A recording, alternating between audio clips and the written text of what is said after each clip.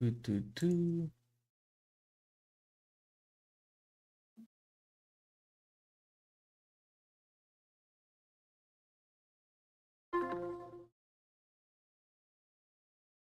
For some reason, my phone was still connected.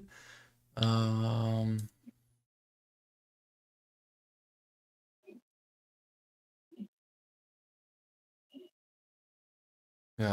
fix the chat real quick.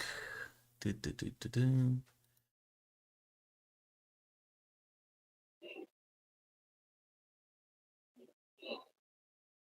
Alright. Pop out chat, copy the link. Wish OBS did this automatically. Control V. No. The fuck you mean, nah? No. No podcast. Why you gotta be a pain in the ass? Deal with it. Wow. Podcast done. At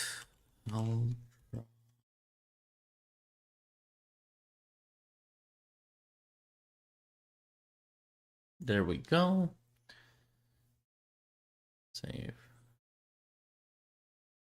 Now I'm gonna quickly copy the link and send it to him and the comment that was asking about it. Reply, Control V.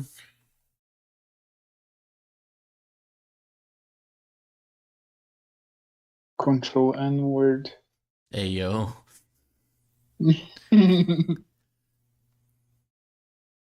Now I gotta find the other comment from UltraViolet. There we go. You know how my keyboard stands out? What do you mean? You know what's different from other keyboards, but mine stands out? You know how? How? I have a key dedicated to the N word. Why? Yes. God damn it, Shadow. Alright. Everything seems to be in order. Welcome to my pain and misery.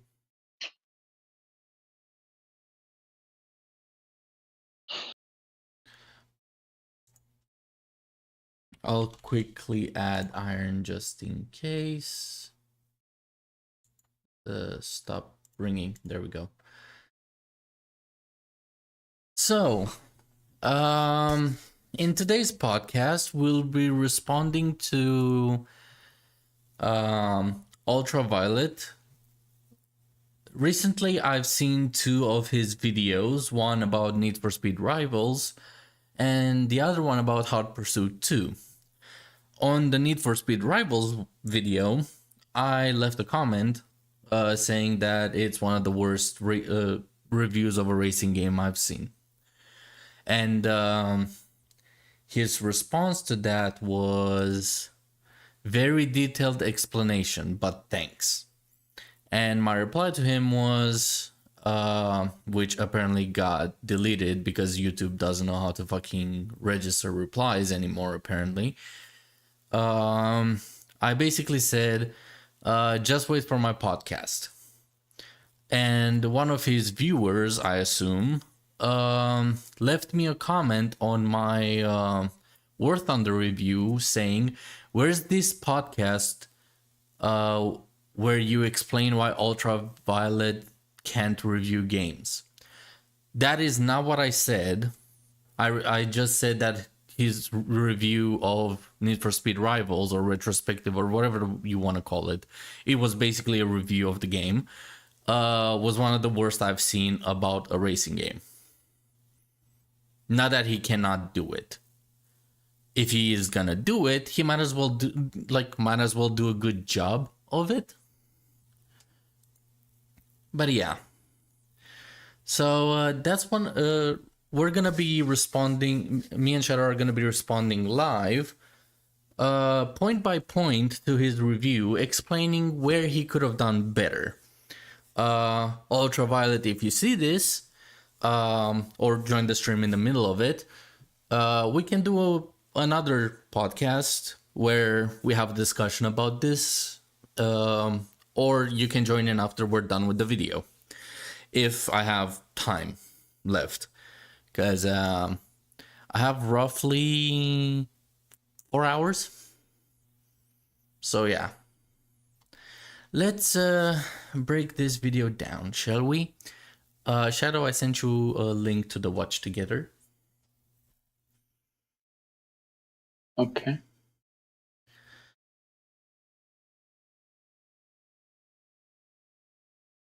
So the video in question is called Need for Speed Rivals Retrospective, a diamond in the rough ? The thing is, I agree with the title. Like, I do see Rivals in a positive fashion, because, or in a positive light, because, you know, Ghost had to deal with the bullshit, a pretty much pre-built game as a foundation. So they had to build upon a foundation that was not their own. They were also freshly made as a game developer. And most of the game developers in the team were pretty new. The whole point was that EA hired some new talent and got them to work on a Need for Speed franchise and a kind of pre-made project. From their perspective, holy fucking shit. Not only do you have to make a game, not only do you have to develop a game for a huge franchise like Need for Speed, especially at the time, but you had to do it after the colossal failure of Most Wanted 2012, and you had to do it with a preset foundation by the same morons that did 2012. You also have to work with a new game engine, Frostbite, which was mainly created for Battlefield, not a racing game. So, yeah, they had a lot against them. That's why I kind of cut them slack with this one. Considering any new game development team with fresh game developers most definitely would have a problem. It's like you want to get into mountain climbing and your first task is Mount Everest.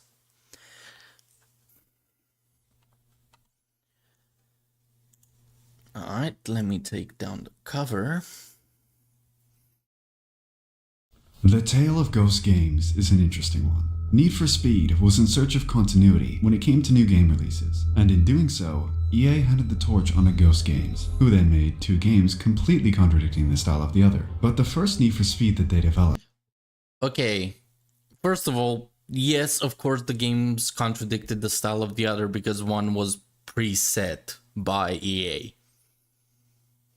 It was not them deciding what to do. Also, a game developer can make multiple styles of games that contradict themselves. For example, Riot Games. They made League of Legends, then they made Valorant. Despite whether they were successful or not, they're 2 different genres altogether. They're not even the same genre that contradicts itself. They're just 2 different genres. Another example would be FromSoft, where Dark Souls, the Dark Souls franchise was basically a strategic RPG where you had to basically take care of your resources, take that into consideration, the stats you use, the abilities you use, when to use them. Basically the combat was strategical. You had to outsmart your opponent more than just have the better numbers. Then they made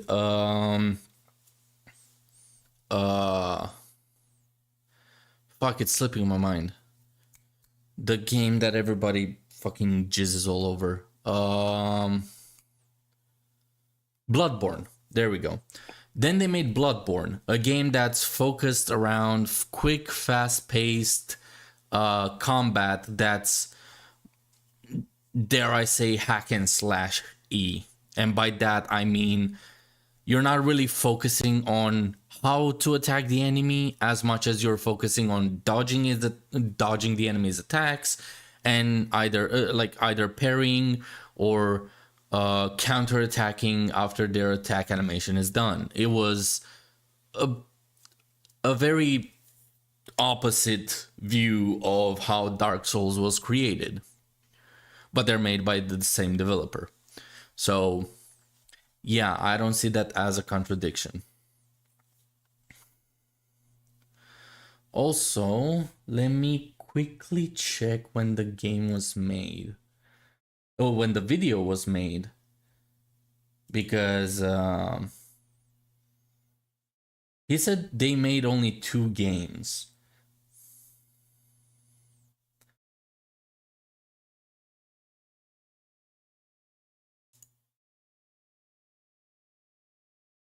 The video was made 2 years ago. 2 years ago, roughly, Unbound was out. Ghost made 4 games. So, I do not understand why you only mention Rivals and 2015 when they also made Payback. Kind of, EA got their grubby hands on that one too, and Heat was their last game fully in control of the development. But yeah, who am I to judge, I guess? It's not like, the facts kind of prove you wrong on this one. When it came to new game releases, and in doing so, EA handed the torch on to Ghost Games, who then made 2 games completely contradicting the style of the other. But the first Need for Speed that they developed, that one's always been special to me. Rivals was very true to, and in some ways, can be looked at as a spiritual successor to my favorite Need for Speed, which is Hot Pursuit 2010. Rivals was no stranger to issues, however, with puzzling design choices, online only, and typical EA nonsense. But issues aside, Rivals... That is what I mean by the EA pre-decided what the game will be. Also, you could say it's a spiritual successor to Hot Pursuit 2010, but basically it is Hot Pursuit 2010. It's just different UI and a couple extra abilities for the cars. The design or the style of the world, the cars, the graphics, and the handling is pretty much 1-to-1 from Hot Pursuit. And I played that game a lot because that was the only game I could play for a while since I moved into a different country. So yeah. Also, Hot Pursuit 2010 is pretty shit, if you ask me. But that's a different story for another time. is an unapologetically edgy, brutal arcade racer which, controversially, I believe to be my favorite Ghost Games Need for Speed. Now, before you grab your Rocket Bunny pitchforks, allow me to take some of your time and explain why. When it comes to me, the most important aspect when it comes to a Need for Speed game is always gameplay. My personal favorite... I wouldn't say it's just to you, mate. That basically is the number one thing that a video game needs to focus on. Because, it's a fucking video game. It doesn't matter what video game it is, gameplay comes first. That is the point of a video game. If you, this is one of the main criticism I have towards The Last of Us. The Last of Us is not a video game per se. It has very generic AAA video game mechanics or gameplay, but the main focus is the story, which is more forgivable than Detroit Become Human, which is basically point and click fucking adventure. or storytelling cutscene simulator. So yeah, gameplay is number one for all fucking video games. It's not just you thinking that. Explain why. When it comes to me, the most important aspect when it comes to a Need for Speed game is always gameplay. My personal favorite in the series is Hot Pursuit 2010 for this exact reason. While the later entries in the Ghost Game saga tried to incorporate... Okay, 2010's gameplay was pretty fucking weak. Like, let's be honest. All you had was a handful of abilities, but the gameplay was no different than Hot Pursuit 2. The only difference is the car list and the graphics and the map. Basically the fault of 2010 is the maps are basically long straights, sharp turn, long high speed corner, straight sharp turn, or long sweeping corner and then sharp turn or long the map design was bland, to say the least. The circuits were not really inspiring or made fucking sense. Like, whether you look at them as like normal day-to-day roads or racetracks or circuits or whatever the fuck, you basically, it felt like a simulated area for cars to be raced on. And by that I mean it's just the layout making as little sense as possible for it to be a road. Then you have the limited customization. The customization in Hot Pursuit 2010 is as bare bones as Hot Pursuit 2. And in that game, you could only change color, which the same applies for 2010's Hot Pursuit. Kind of shame, since it's pretty much a big shame considering after Hot Pursuit 2 we had games like the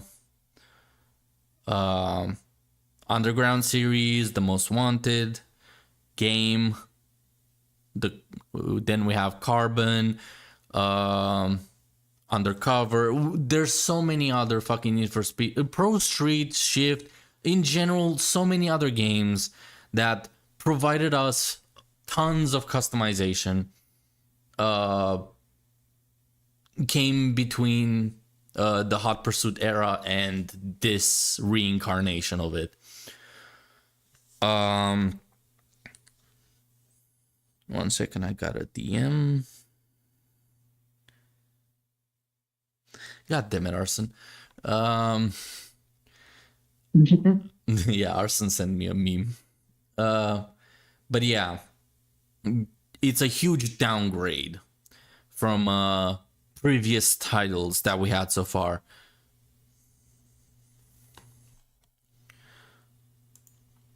Another issue with Hot Pursuit was the bland music.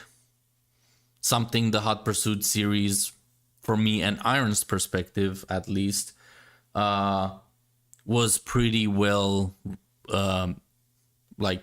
dealt with. I would argue since Pro Street, the playlist of Need for Speed games kind of fell apart. That could be because of nowadays music being kind of bland and like songs sounding similar to other songs for the most part in a genre. That could also just be from bad decisions in music choice. I'm not sure. I'm just saying from two major fans of the franchise, the soundtracks have fallen off, at least for us.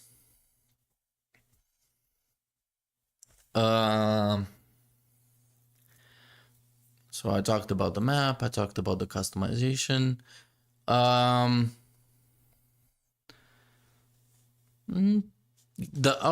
handling of 2010. The handling of the game was hit or miss.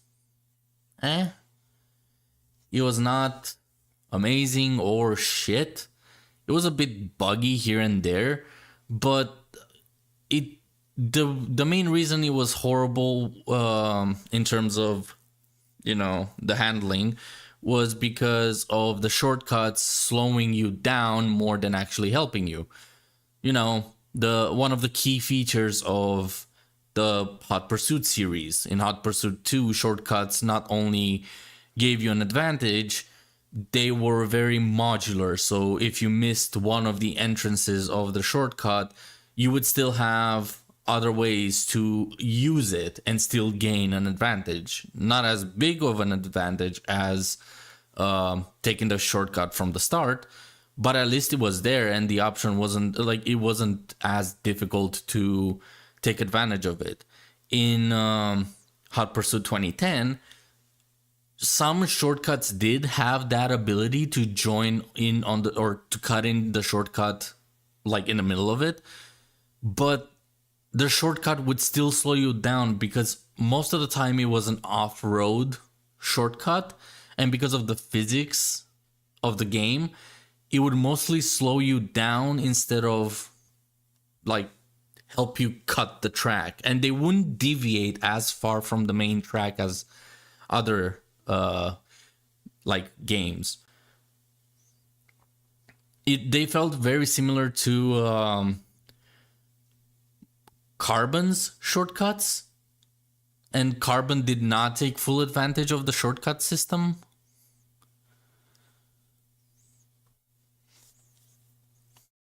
But yeah, 2010 has a lot of problems, and they kind of transfer over to Rivals. Because I could be wrong. Let me quickly Google this. What game engine does Hot Pursuit 2010 use? Hot Pursuit 2010 game engine.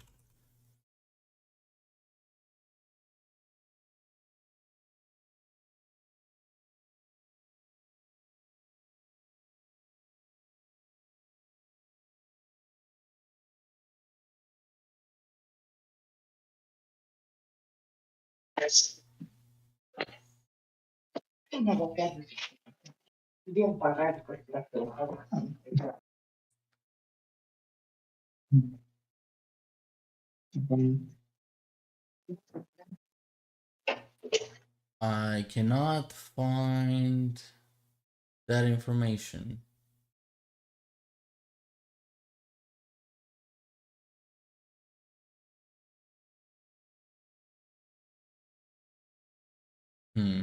Odd.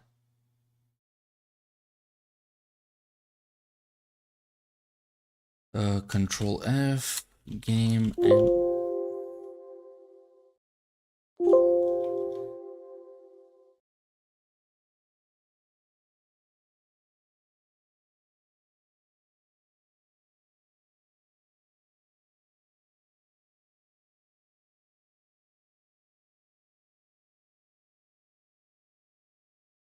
I cannot find it, unfortunately.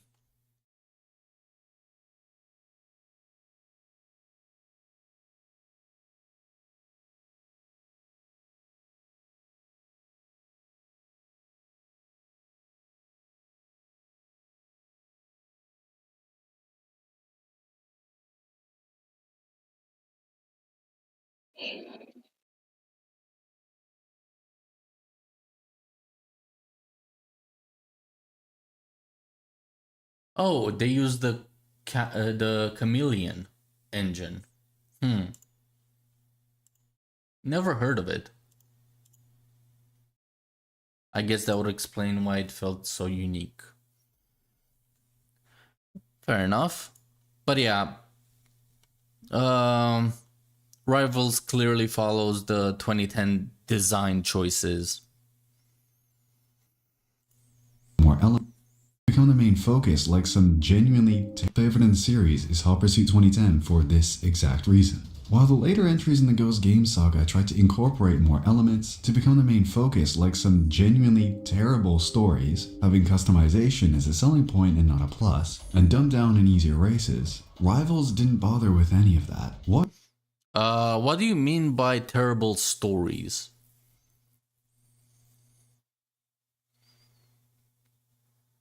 Why are they terrible?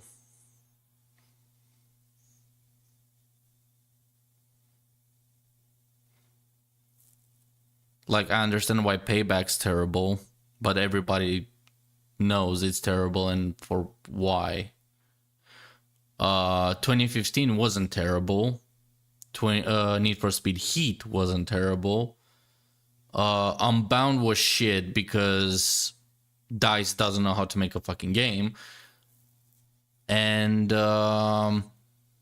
you can say this, like, based off of the tiny little slideshow you showed here. I can say the same about Most Wanted, Underground, Undercover. Basically any fucking Need for Speed game that had a story, because Need for Speed isn't focusing on story, which is a detriment sometimes when they do include one. But there haven't really been any majorly terrible stories. Or as consistently. Ghost Games at least has a 50-50.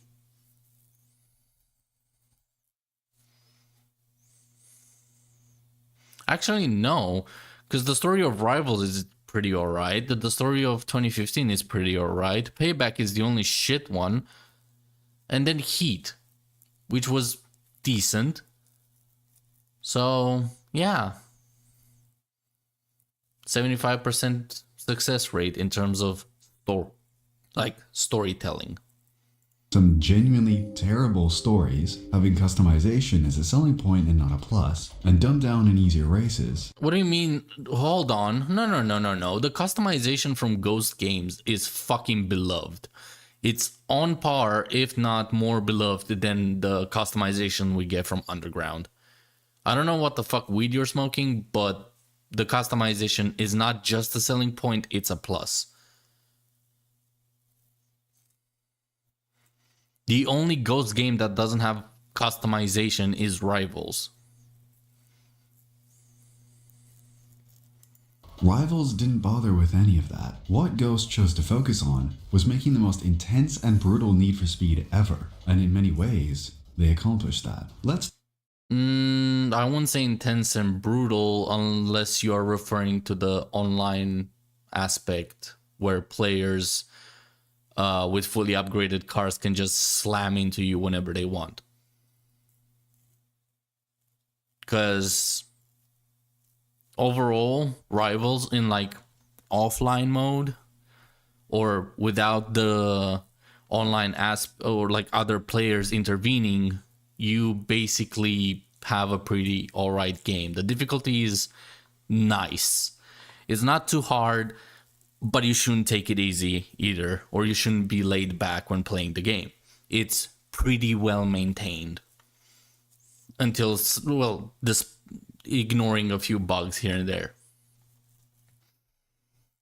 Talk risk versus reward, something that was praised in Heat and looks to be a major key point in Unbound as well, but it all originated here in Rivals. Speed points are used a lot in Rivals, whether to buy new cars, upgrade and add pursuit tech to existing ones, and often as a speed list objective. And the ability to lose it all in fractions of a second makes Rivals a racing experience that you have to commit full focus to. Your speed points are always on scale with heat levels. In all games you commit to driving. That's the gameplay. It's not like you focus extra in Need for Speed Rivals compared to Heat, Payback, or any other game, because that's the gameplay.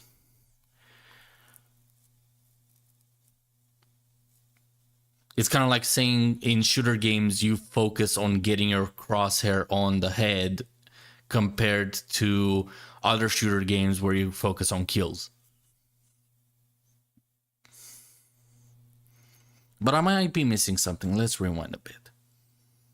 And the ability to lose it all in fractions of a second makes Rivals a racing experience that you have to commit full focus to. Your speed points are always on scale with heat levels. Level 1 is a very low police resistance with slower police cars. It's much easier, but it has very suitably poor rewards. And each level above so increases difficulty exponentially. Heat level 10 is a genuine...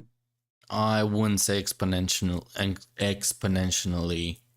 It's arguably on par with Need for Speed Heat when it launched. Who do you think is the baddest woman, Tifa or Aerith? What do you mean by baddest? Like, actually the worst between the two, or like beautiful? The wording of the sentence is confusing. Also, I haven't played the Final Fantasy games, so I'm not sure.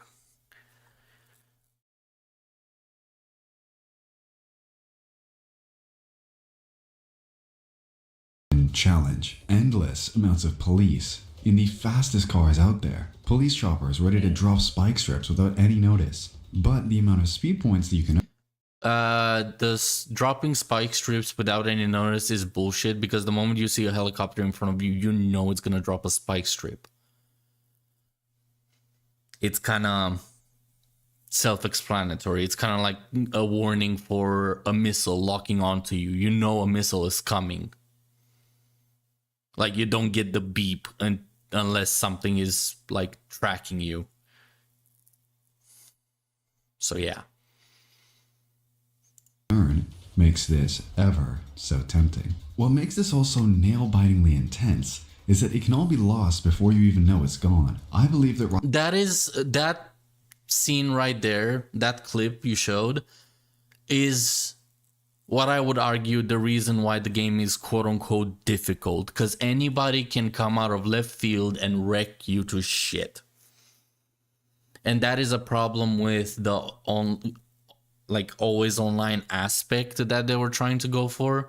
Thank God they gave you an option to be offline. And I mainly played the game in offline mode, or like single player mode. Rivals has some of the most violent police in any Need for Speed, debatably even the most aggressive. Need for Speed Hot Pursuit 2 cops are as aggressive. Unless you're referring to the fact that they have weapons. But in Hot Pursuit 2, a helicopter literally drops fucking explosive barrels at you, so I don't know. And you can gather quite a fucking lot of cops in Hot Pursuit 2. The highest count I got was 6. And that was a game from 2003. So yeah. I love it. I guess you could argue the damage they deal to your vehicle, but at the same time, it's depending on your upgrades, which the economy system in Rivals is fucked. You kind of have two choices, unless like you either upgrade the car you start with and upgrade each car you progress through as much as you can until you get to the next better car, or you save up your money, go with one car as far as you can and buy a new one, save more money, buy a new one without upgrading them, and you only upgrade the one you want, like to permanently play with.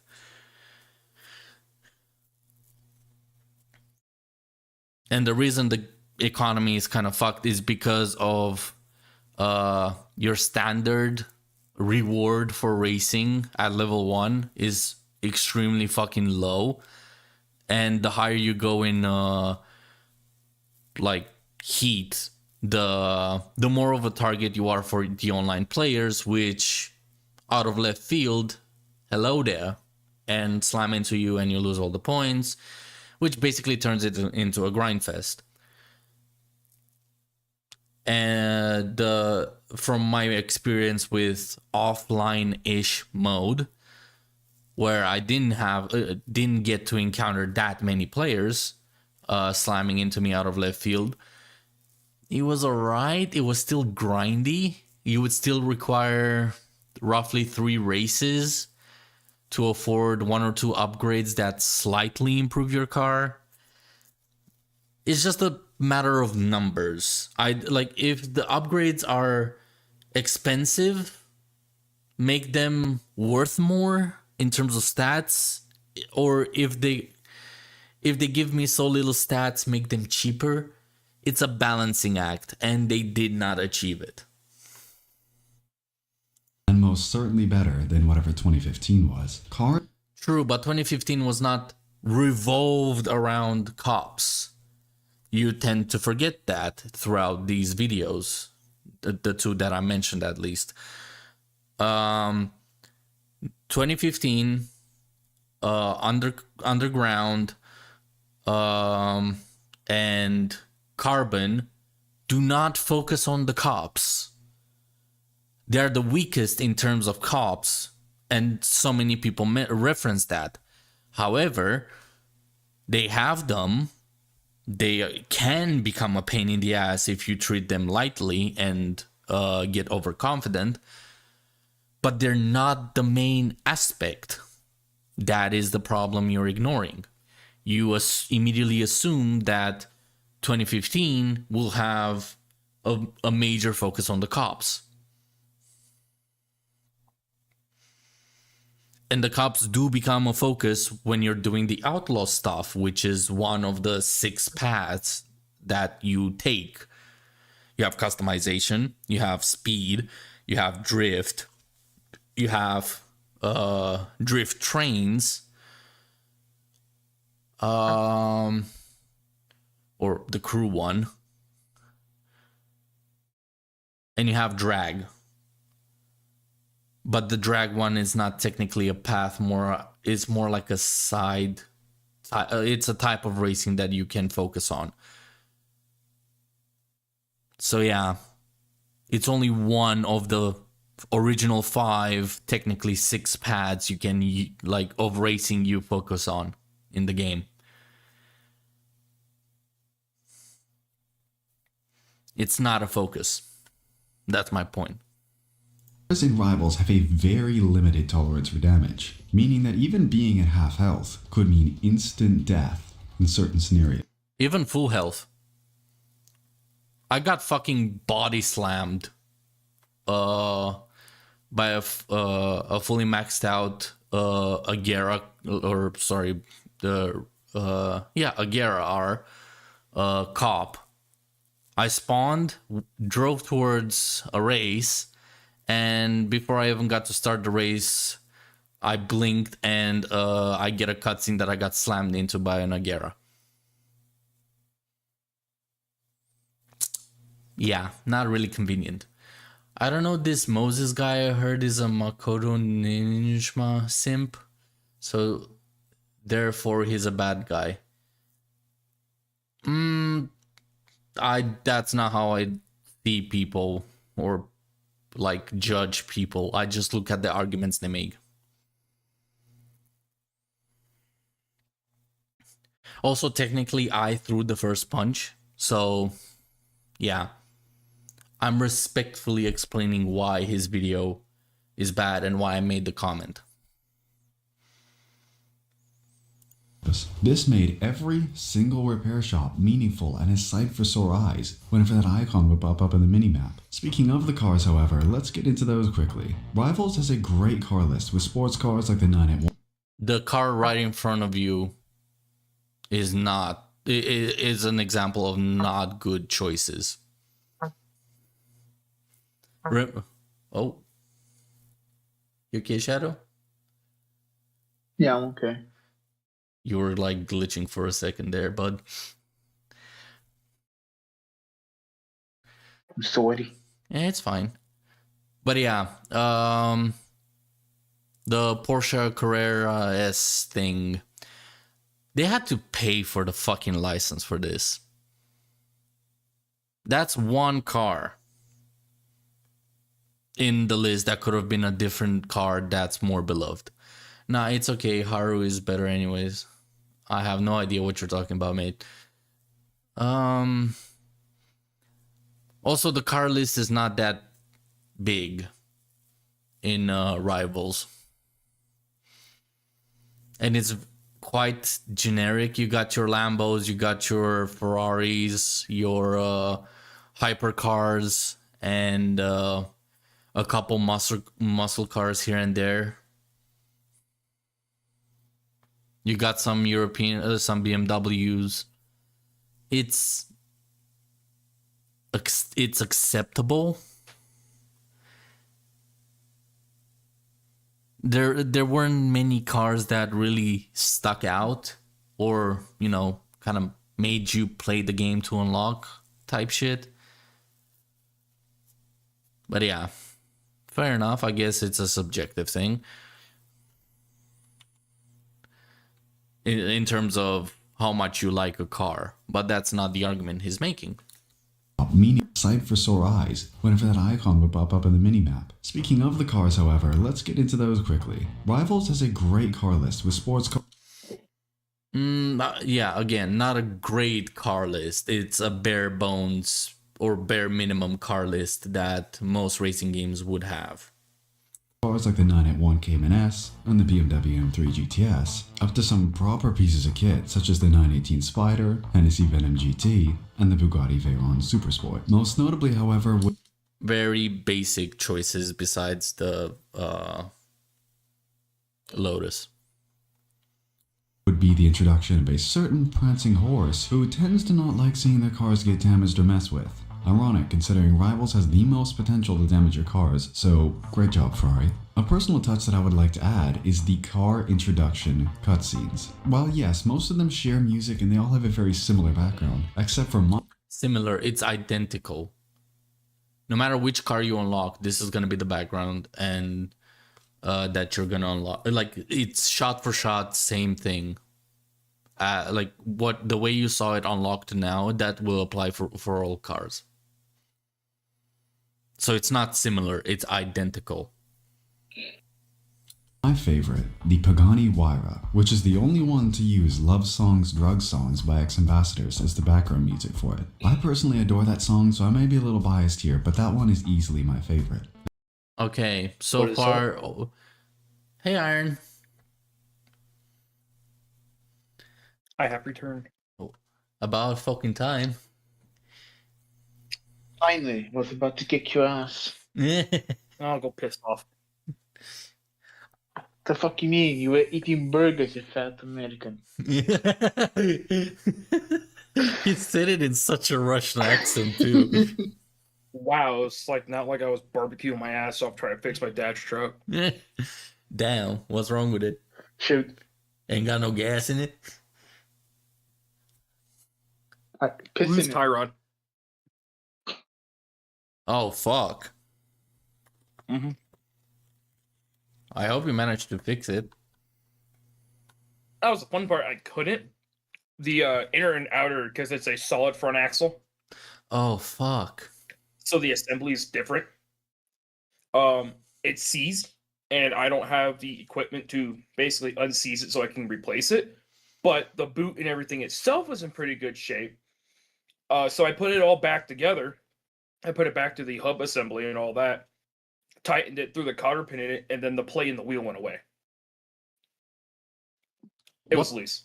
What like the whoever did it last never tightened down the castle nut. Oh, what the? That mechanic should be fired. Mm-hmm. That's like and then took the key component. Took it for a test drive, came back fine. Oh, it drove better than it was before. Oh, guess you didn't have to unseize it after all. No, I mean, it wouldn't be a bad idea to do it anyway. Throw in the new hardware, but for now, I'm not worried about. If that's gonna be the only job you're gonna do, might as well not bother with it. But if you're gonna upgrade something else that requires its removal, might as well do it. No, yeah, I'm not touching it. It's fine. Yeah, fair enough. No Uh, touch. Because I do not have a oxyacetylene torch. That's you what- you that's do what we not use have at a the job. jet engine to melt that shit. No, you just get it hot enough where the metal expands. Well, yeah, I know. That's what I'm saying. You don't have a jet engine to make that shit expand. My favorite nickname of the oxyacetylene torch is the Oxy I'm not fucking around anymore torch. The oxy fucking come loose bolt torch. What the fuck? Oh no, I said it wrong. It's the Oxy I'm not fucking around anymore acetylene torch.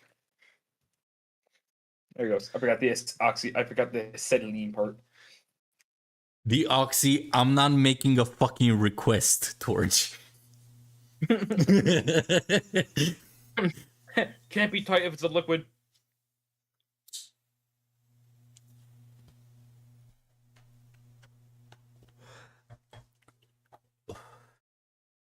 Liquidation. The link to the watch together is in the chat if you would like to join us.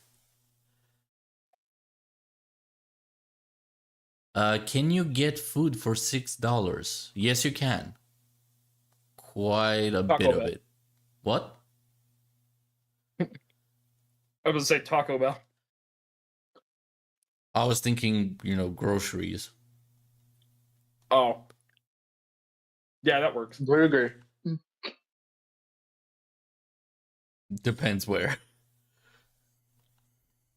Bro, I know your ass Right. is lying because I can't even find a burger for under $6 that isn't a fucking dumpster burger. The different economies, mate. With $6, I can get 2 cheeseburgers. Damn. I think same here, if I'm not wrong. Actually, hold on. Let me do the conversion from freedom bucks to my spastic currency. Freedom dollars. I said freedom bucks. Never heard of it. Yeah, no. 2 cheeseburgers and some fries. Oh yeah. Oh yeah. Freedom. But yeah, you joined at a pretty perfect moment. Because I was about to make the point that so far all his points are platitudes or things that he likes.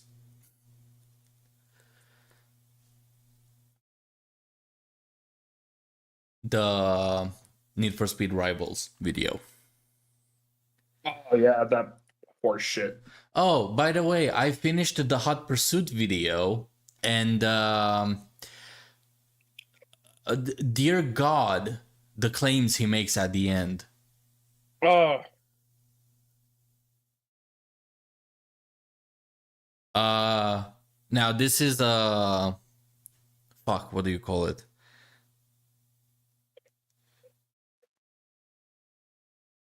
When you try to quote somebody but you don't get it word for word. What's fuck the word? paraphrasing. Yeah, I'm paraphrasing here, but basically the PS2 version of Hot Pursuit is superior in every way compared to the PC and Xbox version. Yeah. Despite Yeah, despite him saying earlier that the PC has the better graphics. I would give him that to the PC has the better graphics and frame rate, and that's about it. No. Did you not spot the contradiction? Because he said in every way. Yeah, I know. Oh, Yeah, yeah, I did. I just choose to ignore it because I can't.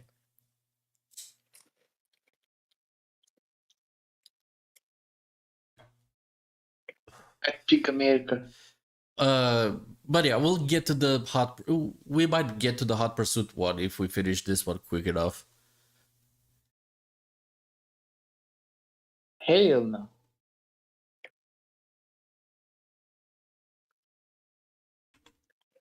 I jumped in.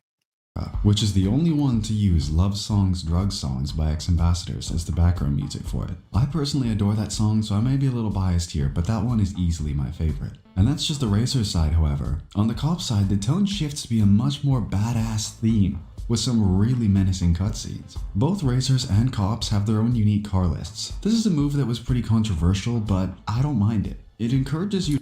We do not care whether you mind it or not. We want you to explain why it makes sense or it doesn't make sense, or why it's good or bad.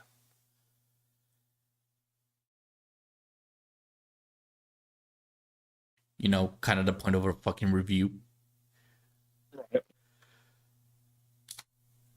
To try out cars and complete both campaigns that you wouldn't be able to if you didn't do so. Meaning that you unlock cars that you wouldn't have been able to get to. And I mean, the cops get the LFA and the Agera R, so you're morally obligated to get those. What? What the fuck do you mean you're morally obligated to get those?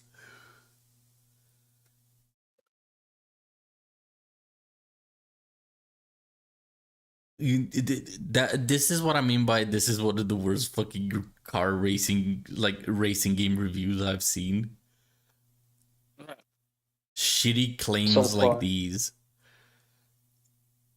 Not only like surface level claims about how Rivals connects or disconnects with other games from the franchise, but platitudes like these with like, oh, they have the Agera or the LFA, you're morally obligated to do it. Like, who the fuck are you to say that?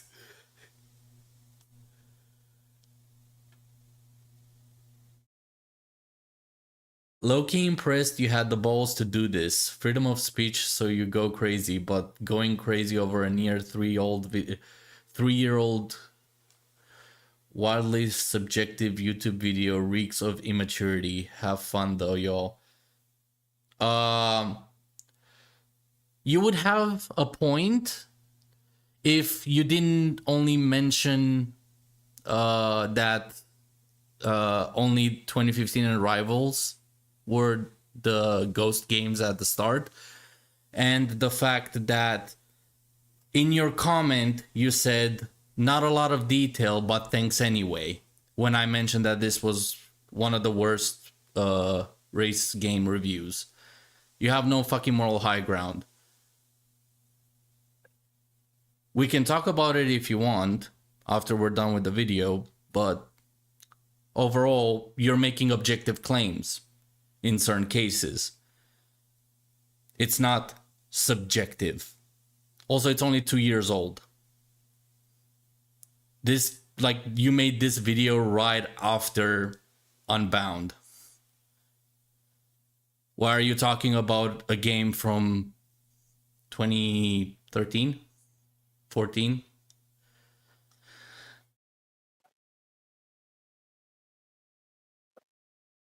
So yeah, UltraViolet, props for trying, not so much for the argument. Another thing that I really did like is the ability to choose on the cop side what type of vehicle you wanted. You gotta have undercover cops, which look a lot more like your normal vehicles, but they're not as strong as the pursuit type of vehicles. The quality of the cars here are also...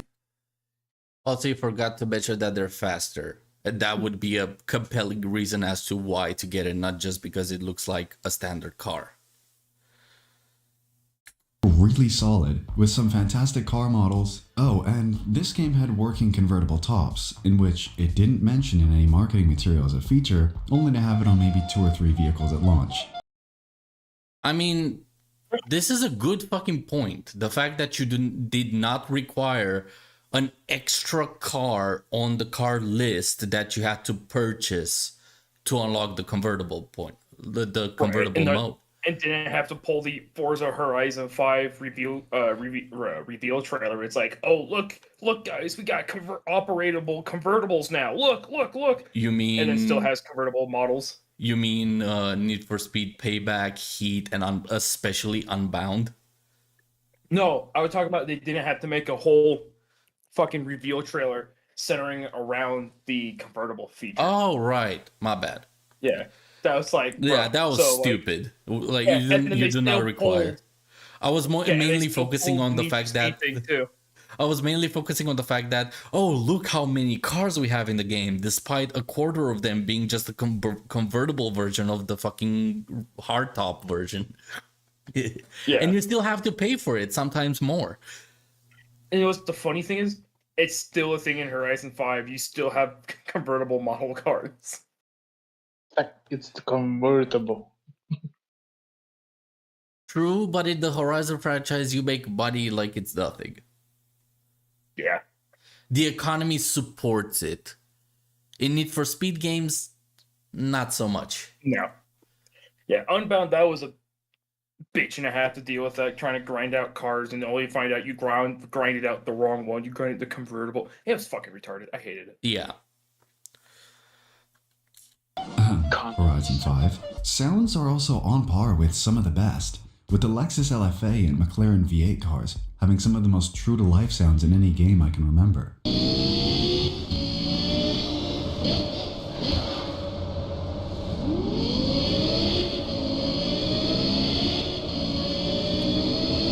Fair enough.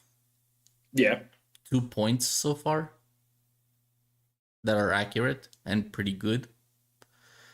Too bad we had to go through 4 minutes of bullshit to get to it. Yeah, I give them that one. What the? Yeah, go on. No, that's why I said yes. Like, yeah, I'll give them that one. The LFA Yeah, sounds two really good good. points. Yeah, congrats. You Not can gonna lie, do though, it. Like the Need for Speed games do have pretty good engine sound effects. Not gonna lie, their engines do sound pretty good for some cars, but like consistently though throughout the board, they haven't been too bad. Especially for the engine swap shit from Heat Heat, and Unbound. yeah, And the fact that you can tune the exhaust, exactly since 2015. yeah, that was.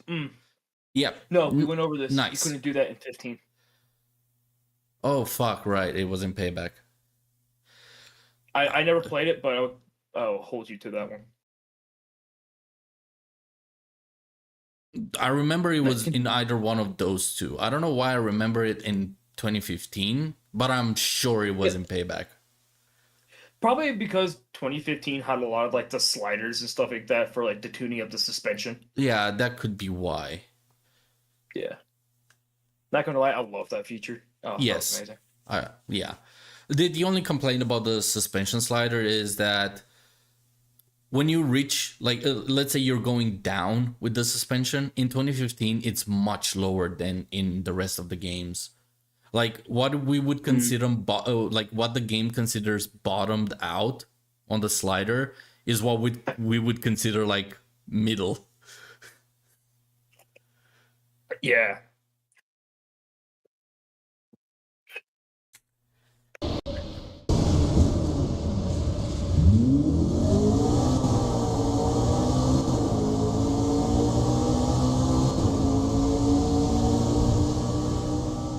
Upgrading and customizing cars was improved on from Most Wanted 2012 as well. You can upgrade all stats from durability to handling, and of course acceleration and top speed.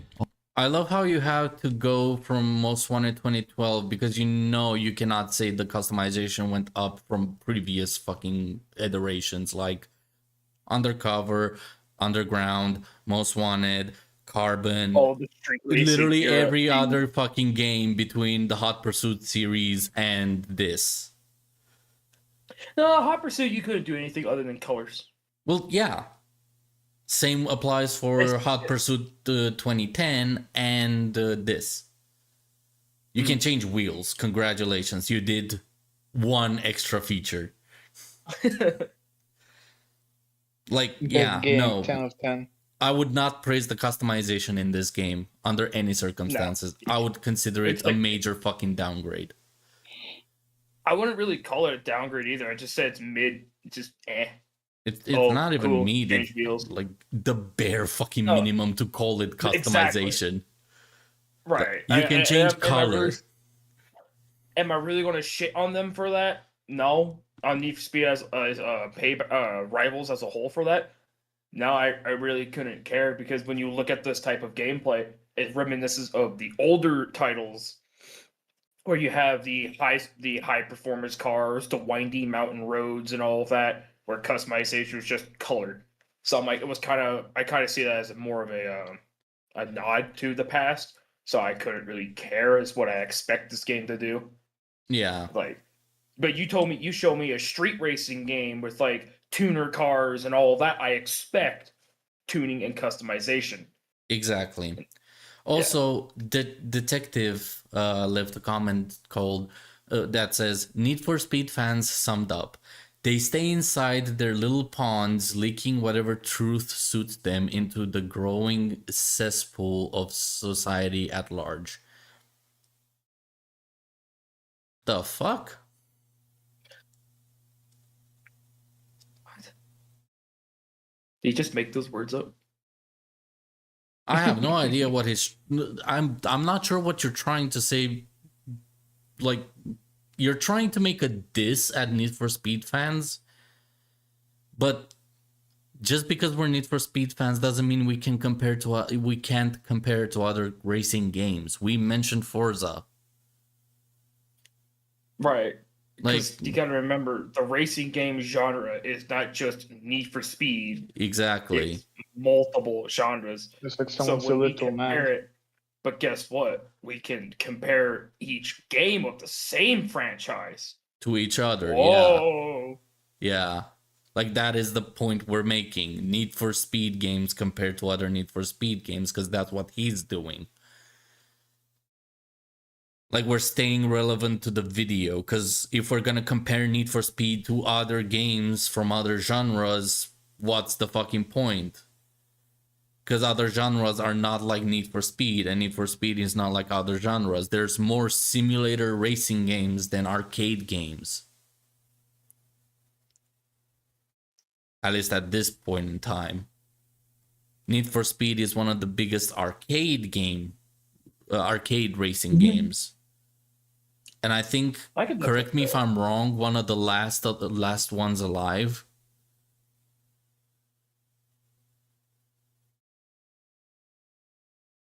Burnout stopped what? In 2015? 18, when they released Paradise Remastered. Yep. Well, it's a remaster. It's not like they made a new game. No, but that was the last one in the franchise, technically, if you put it in order. It is technically their last one. I'll allow it, but it's a technicality.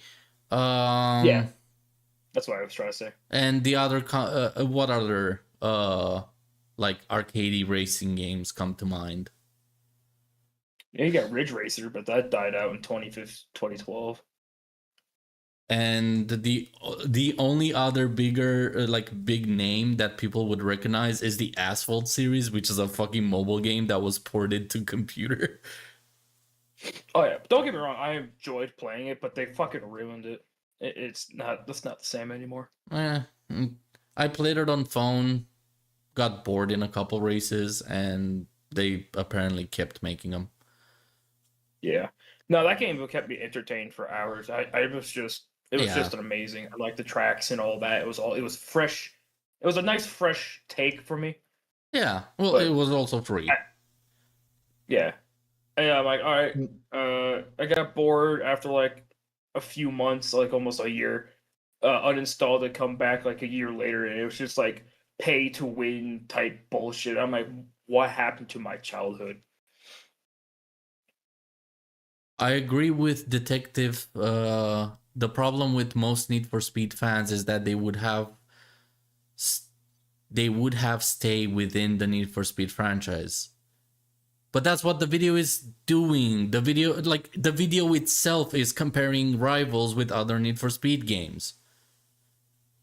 Hey, also, like we just explained, like you cannot compare Need for Speed to other games because other games are going for simcade. Or not Need for Speed and vice versa. Yeah. Like, even if we try to compare Need for Speed with another arcade racer like Burnout, they're still fucking drastic. They're not the same. they're like Sonic fans. They play nothing else. No. I play F1, I play Forza, Horizon, and Motorsport. I want to get into iRacing. Yeah. Like, I'm on the same boat. I've played multiple different franchises. exactly. Right now, we're talking about Need for Speed Rivals, and the video is comparing Rivals with other Need for Speed games. So, like, if you go back 10 seconds on the video, he just made a claim about how the customizations improved from Most Wanted 2012, which was the only thing they added was wheels. So, there's the proof. exactly. Like, if he's talking about Need for Speed games, we're talking about Need for Speed games. If he's referencing other games, we're gonna mention those other games too. The only other game he mentioned was the Forza thing that they made a trailer about having the convertible ability, which we talked about. Right. Have you all ever played Sea of Thieves? No, but I'm actually interested of playing it. The problem is that from what I've noticed, you kind of need to have people to play with to like take full advantage of it.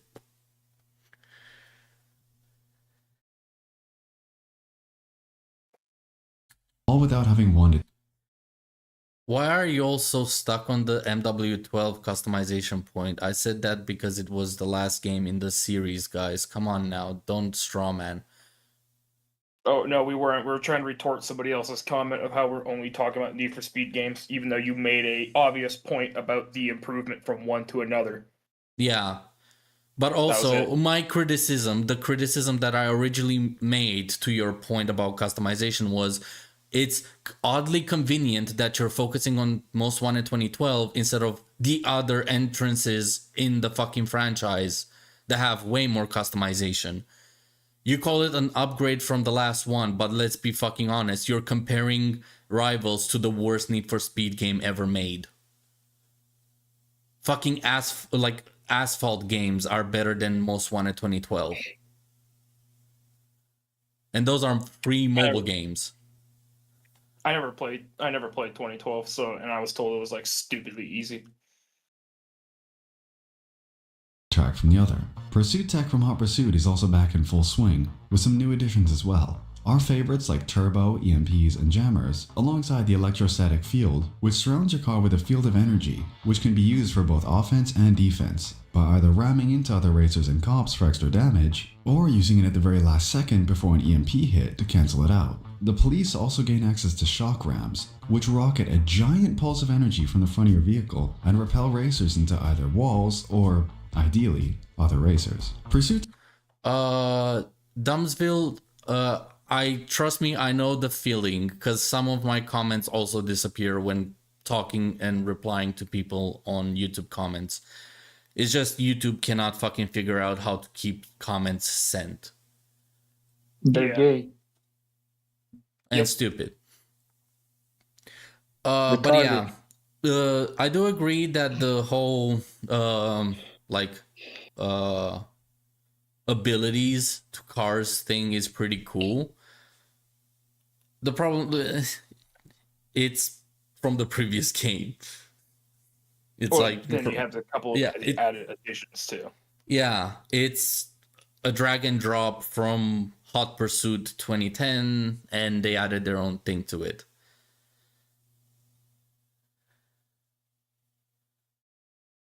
Did you know Metal Gear Solid 2 predicted all of this? Oh my god. Tech also gained True though, very fucking true. the ability for multiple levels in Rivals, both increasing the power and amount of uses for your preferred pursuit tech. Customization in Rivals is pretty much all someone like me needs. You can change your paint color, add some vinyls, paint your wheels, and that's pretty much about it. Better than Most Wanted, but not quite as freeing as 2015 and up. Need for Speed stories have never been famous for storybook level writing, and Rivals is most certainly no exception to this. The overall concept is one that was really promising. The ability to have two branching storylines at the same time, with one as a racer and one as the police force, has the potential to be truly great. The issue was that Rivals said a lot, but didn't know how to connect it all together. Bullshit. I played Rivals from start to finish multiple times. And before we watched your video, I watched all the cutscenes with Iron. I share screened, and we watched all the cutscenes. Then your video got recommended, and we watched this. Iron, do you think, based on what you saw and never playing the game, do you think that the cutscenes connect? Yeah, I believe so. Like, I have to be there and play the game, but yeah, it made sense. So yeah, UltraViolet, you don't have to fucking make shit up to explain how the story of Rivals is kind of meh. It had potential. It was done mediocre, but it's not bad. I've seen worse. Especially in Welcome this to America. franchise. Unbound. Yeah, Unbound, Payback. Most Wanted 2012. That one has a story? Oh, I thought you were talking about just crap games. Oh, my bad. No, just shitty storytelling, because that was his point. The fact that Need for Speed games don't have like high IQ story writing. I'm like, well, none of them do, so Yeah, and Yeah. that's it. That's fine. Like, okay, look at Most Wanted, the original Most Wanted. You want to talk about cheesy, over the top, fucking story that's like mediocre? There you go. mediocre is Carbon. mediocre is still lacking in quality though. What the fuck? Mediocre is 5 out of 10. It's not good, it's not bad, it's the middle point. That's what mediocre means. It's average. Mediocre. Mediocre. Also, just because something is mediocre doesn't mean it's lacking in quality. It's just not like exceeding Could be expectations, or approved. like it's achieving the best it could. That's still not very good, lol. Yeah, but that's not the good, point we're not bad. making. He is the one making the point that it's shit and it's not connecting. It would still be worth criticizing, wouldn't it? Well, yeah, that's what we did. We said that we criticized that it's not at its best, but we're not criticizing the game. We're not the ones making the review. His point was that the cutscenes don't interconnect. We're responding to his criticism. He complained that in my comment that this is the worst review of a racing game I've ever seen, didn't have enough detail. This is me giving the detail.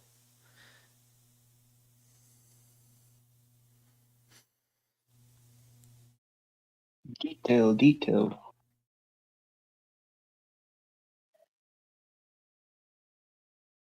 Cutscenes feel very disjointed at the result of being a start of every new chapter, and in general, they don't flow. That's how stories work. I'm sorry, but you cannot find a video game where you cannot make this argument for just because you have X amount of gameplay time between cutscenes.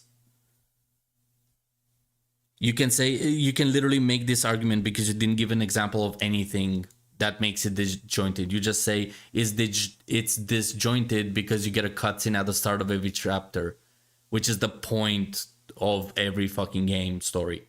I'm confused. It sounds like you both don't like the cutscenes. It's just you don't dislike it nearly as much. Lol. Well, yeah, there's nuance to stuff. You can like something, you can hate something, and you can be indifferent of it. It's a scale. A game can be 10 out of 10. It's perfect. It has no flaws. It's great. 1 out of 10. It's the worst game ever made. And a 5, 6, 7, 4, 3, 2. There's a scale of good and bad. But that's not our job in this scenario. In this scenario, we're criticizing his review because He didn't believe me when I said that the fucking video is pretty bad. Opinions, feelings, and the truth. You saying that just sounded like you were trying to self-promote. I'm not trying to self-promote. What part of what I said is self-promotion? Need for Speed Rivals, hype moments, and aura. Okay. There are plenty of games that do a great job connecting their stories and cutscenes. Yes. And gameplay. Yeah, this is one of them. It's not amazing, it's not groundbreaking, but it's not bad either. It's in the middle. You get a cutscene, you get the point of the story, you do races, you finish a chapter, you get another cutscene explaining how the situation evolved. It's not good or bad, it just does what it's supposed to do.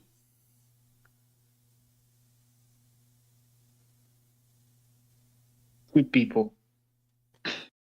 All that well with each other. I mentioned at the start of the video that these types of poorly written stories are a main reason why I don't like the 2015 and up games. So what's the difference here? All of the cutscenes in Rivals are maybe a minute long, and they aren't important in the slightest to setting up any real memorable characters or plot points. First of all, this story has only 2 characters, one of which we learn of in the middle, and the other one we only learn of at the end. The whole purpose of the cutscenes is the plot. The cutscenes explain to you how you racing on either the racer side or the cop side increases the damage, increases the turmoil, and makes the conflict grow out of proportions. That's what the cutscenes tell you, and that's why they connect. Fuck. It's like you didn't pay attention to the cutscenes of the game.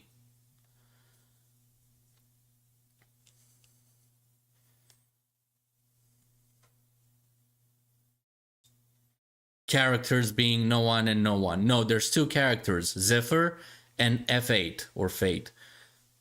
Zephyr is the racer side, the player basically. You start playing as Zephyr, and throughout the racer campaign you play as him.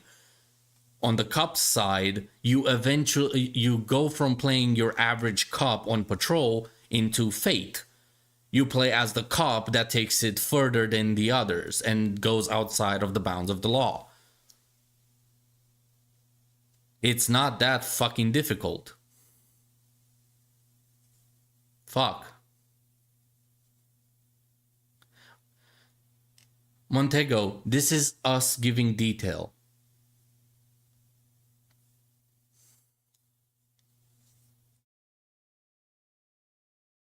Well, that's the thing.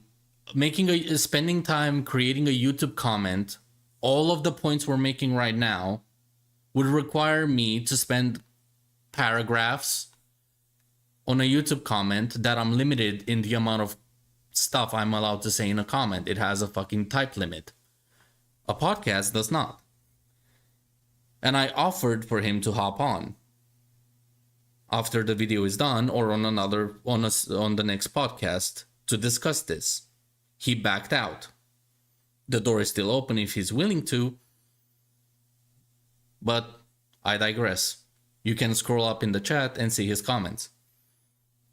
So honestly, I recommend just shutting most of your brain off and not looking into them too much, as you'll get right back into gameplay soon anyways. For the sake of... But see, that is the problem right there. Shutting your brain off and not paying attention to the cutscenes is why you think they're disconnected. That is a poor objective argument that you made. That has nothing to do with opinion. Review though, let's start at the beginning of Rival's story and go through some of the specific things that I like and don't like. The introductory cinematic sets the tone for the cop side perfectly. Egotistical, power-abusing speed demons who use the fastest cars on the planet. They're not power abusing. The whole point of the cop's story is that racers are getting out of hand and they have to control them. and they have to resort to more aggressive tactics because they're putting people in danger, especially cops. That's how the cops story starts. They're not power hungry from the get-go.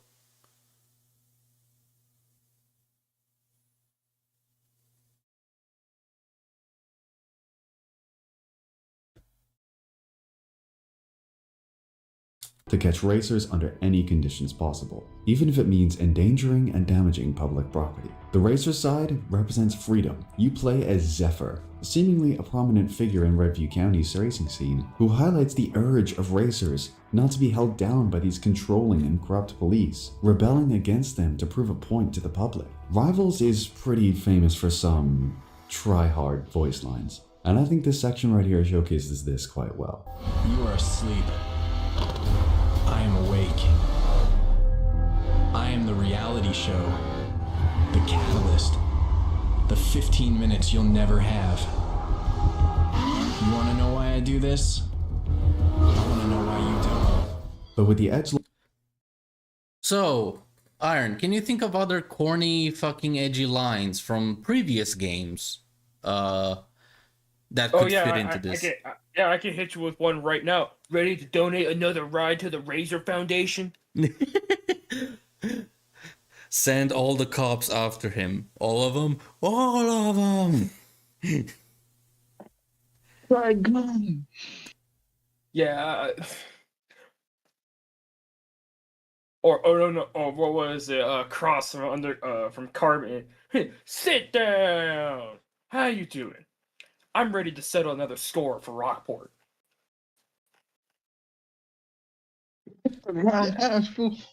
Fuck, there were a lot of cringy lines from Carbon. I just don't remember them off the top of my head, especially from the fat dude. Yeah.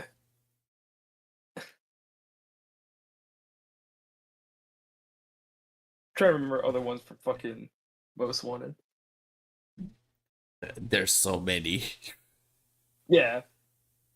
But yeah, in general, Need for Speed has cringy lines. Congratulations, you discovered corniness.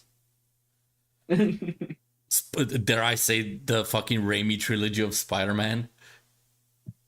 Oh god. I'm going to die! Out of the way, the concept of rivals has been set. I'm going to focus on the racer career for most of this, as it's what I personally tended to focus on. The first few chapters as a racer focus on building as much of a presence as possible, gaining as much social media traction, getting to as many altercations as possible, to make sure that the commanding police force knows that they won't get off easy. This ends with one of Redview County's officers injured after a conflict with rival racers. Edgelord levels go through the... I thought there were no connecting scenes, or the cutscenes were not coherently connecting to each other. Yet here you are explaining how it escalated because of the information from the cutscenes. Fuck. Roof, with Zephyr stating that this is a lesson, that the police force cannot keep up with them. This doesn't end up working out as well as he would have hoped, as it leads the public to lean more towards... Sam Raimi's Spider-Man to Need for Speed Rivals. No, I'm pointing out that corniness is everywhere in every media. You either accept it or not, or like it or not. That is the point we're trying to make, and pointing out his hypocrisy. Like, oh, the lines from Rivals are cringy. Well, so are the lines from previous Need for Speed games. Other games, like the... or other media in general. It's not just Need for Speed. You can't say corny without saying corn. Shut up. Fucking hell, Shadow.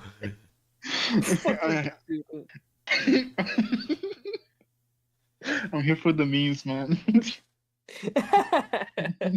Just for the memes. I'm doing it for the funny.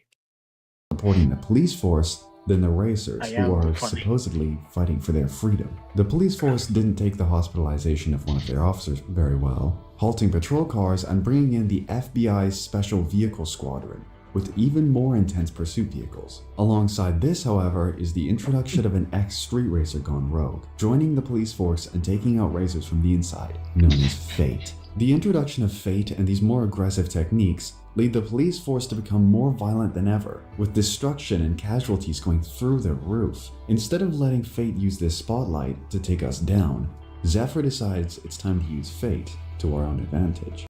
There's no connective tissue between the cutscenes. I actually really quite like this later section of Rivals. Zephyr magically acquires an unused ex-police Koenigsegg Agera R, because those just exist apparently, and takes matters into his own hands, spray painting the car and identifying tags to steal that spot. You had no problem with them earlier, and you said it's morally an obligation to get them. Why didn't you mention this when you said that fucking stupid line? Yes. Yeah, you're morally obligated to play the cops to get the Agera and the LFA, but you're not. But despite them not actually being a thing, you didn't mention it until now. Do you guys like Need for Speed 2015? Yeah, 2015 was fun. I loved it. Yeah, it was fun. It was It had its poorly problems, made. but Yeah, it was a bad yeah. game, but it was still made with soul, and that's why people liked it. Mm-hmm. It was a good nod to the older Need for Speed titles. Also, it was their first attempt on a fucking game engine created for Battlefield. Yeah, that was crazy that they pulled. Yeah, it the off. fact that they managed to make a racing game out of a game engine created for a fucking shooter is fucking, like, impressive. I used to watch Black Panther. Same. Yeah, he became kind of fucking cringy and loud for no reason. And I stopped Yeah. watching him. Who? Black Panther. Who? Yeah. This is the only car in which you can use in this chapter of Rivals, and your speed list is all focused on taking down police and making as big of a name as possible. Tensions are now stronger than ever, with the police being cleared of all charges of excessive force, outraging the public, and of course, the racers. Zephyr personally offers a challenge to all police and racers, a final race to settle this once and for all. Hold on a minute. Yeah, Rivals was on Frostbite as well. I know. I made that point before in the fucking stream at the start before we even started responding to you. Also, I don't recall the run being made on Frostbite. Let me search that real quick. Need for Speed, the run game engine. Huh. It used Frostbite. Nice. Yeah, but it wasn't. I don't think it was. Yeah, the run was the first one to use Frostbite 2. Fair enough. Okay. They did a better job with the run.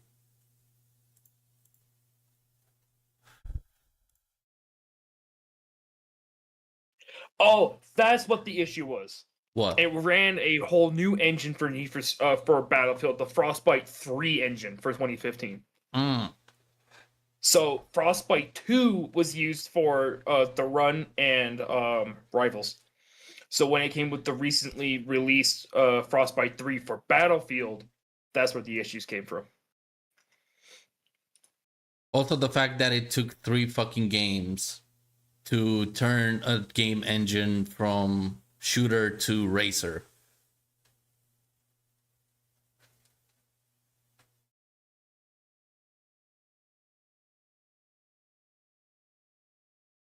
Now you are putting numbers. The fuck? Have you never heard of, like, multiple game engines iterations? Same with CryEngine. There's CryEngine, CryEngine 2, and CryEngine 3. Get ready to bust their little balls. Have you heard of the Unreal Engine 5, Unreal Engine 4, Unreal Engine 3? Yeah, exactly. No. Oh. God forbid that some, like... Oh, shit! What? Rivals used Frostbite 3? Really? Yes. Huh.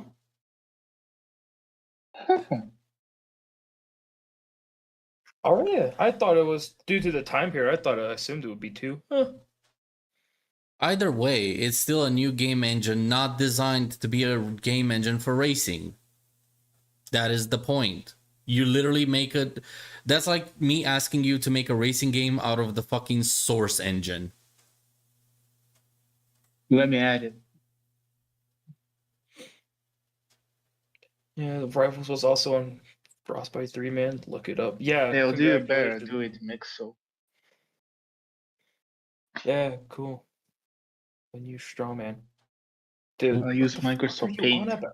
What are we strawmanning? The point always has been that the fucking I made a Frostbite... statement. It's like all I did was I made a statement. I assumed the statement was right. I was corrected, researched it, and I'm like, all right, cool. I was wrong. What the fuck are you? What are you on about straw manning? Yeah. And even I am not strawmanning. My point still stands that the Frostbite engine is not designed for racing games. That was my entire fucking point from the get-go. There are technically racing games on Source, though. Yeah. Is the game engine design... Is the Source engine designed for racing games? No. It's not. Thank you. If you count Gmod, okay, never mind. No. Even if you still count Gmod, just because you can have vehicles run, that doesn't mean it's ergo it's meant for I racing. don't think you're straw manning personally. I think you guys are just factually wrong. What's not. factually No, look wrong? it up. I did not praise. No, I did not praise 2015 for anything, besides the fact that they managed to make a shooter engine be made into a racing engine or use it for racing. I give the same praise for Rivals. My point still stands that the engine is not designed for racing games, and they managed to fucking do it. No, Rivals does not run on Frostbite 2. I've just looked that up. It's Frostbite 3.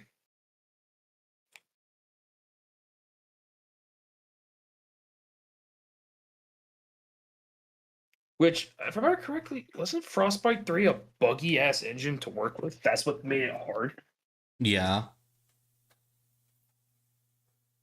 Wasn't that the engine that they used for Battlefield 1?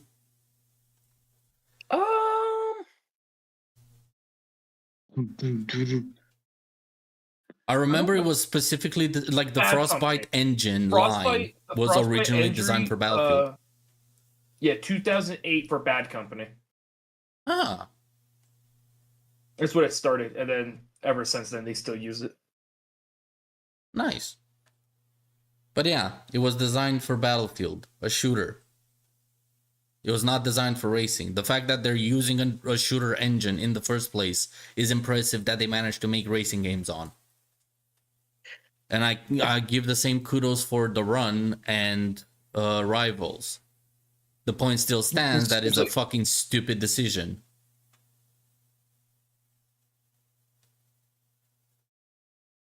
Oh, okay. That's what he was saying. That's what he was saying. They were factually wrong about the frostbite engine. Never mind.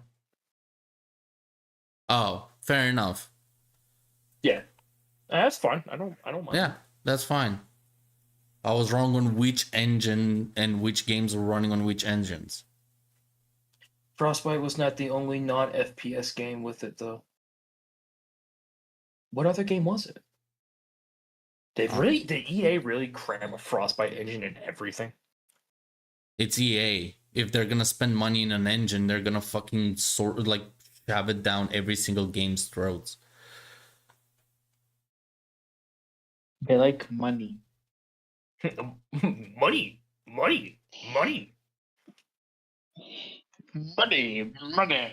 I do remember the Frostbite engine being used on a fuck ton of EA games, though. Like, oh wow. Oh, FIFA.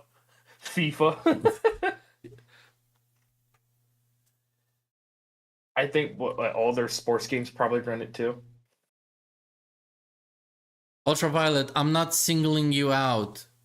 I'm just pointing out that the fucking points you're making in the video are bad. You made only 2 valid fucking points so far.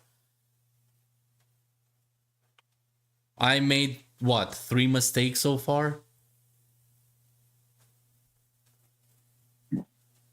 Fucking hell. Yep. They forced BioWare to use it. For Mass Effect and Dragon. Mass Oh, Effect. oh my What? fucking god.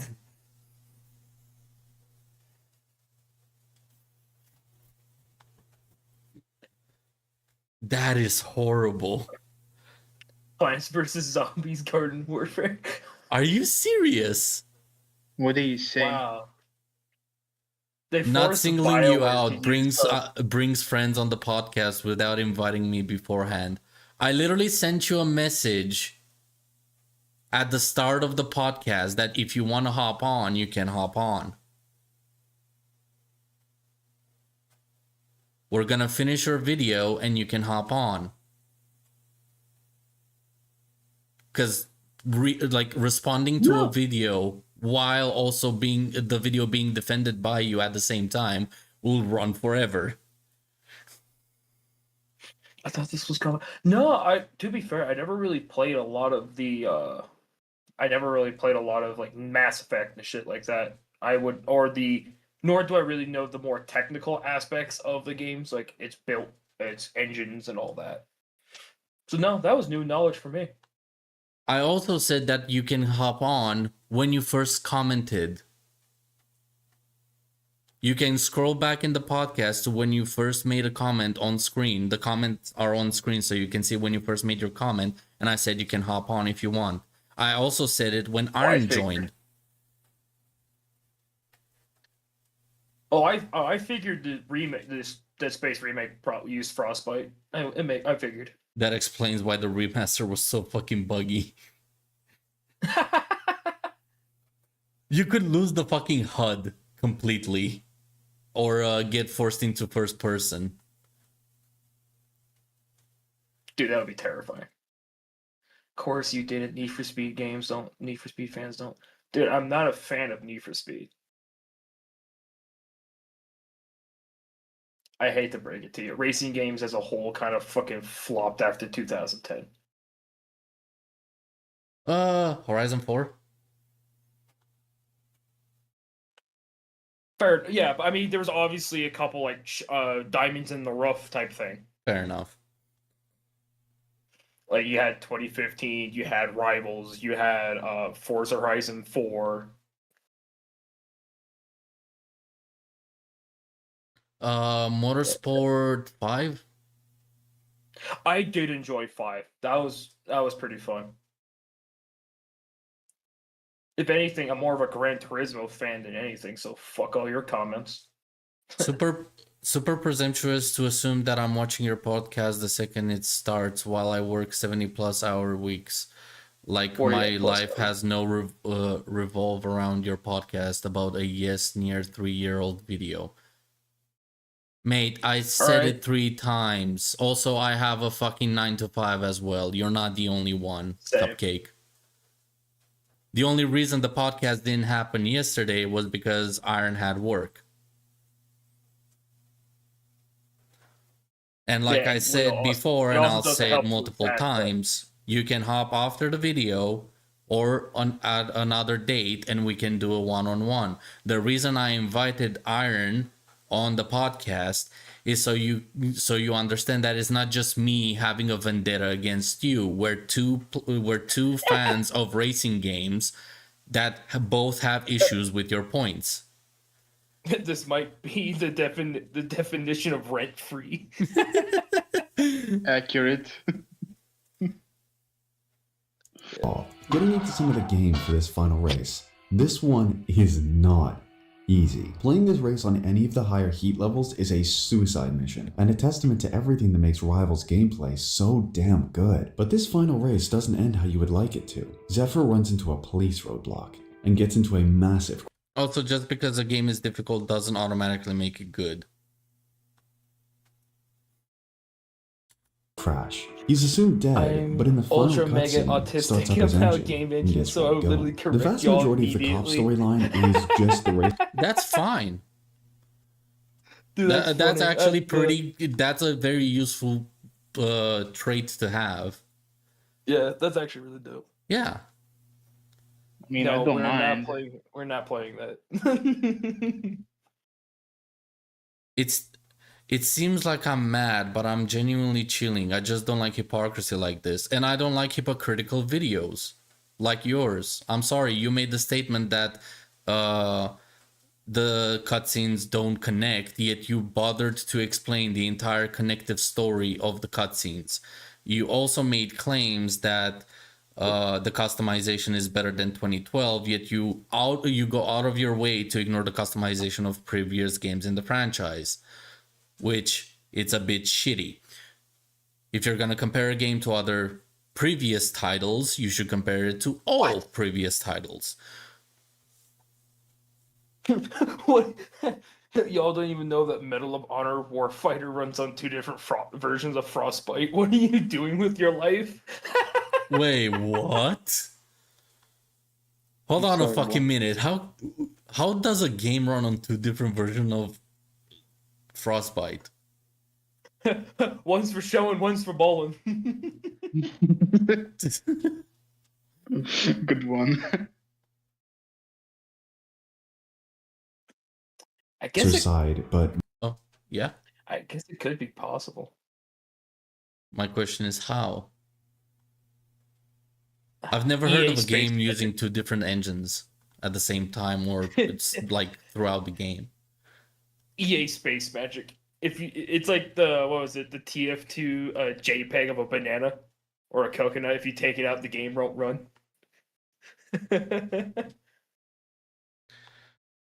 UltraViolet, those are not just the only points.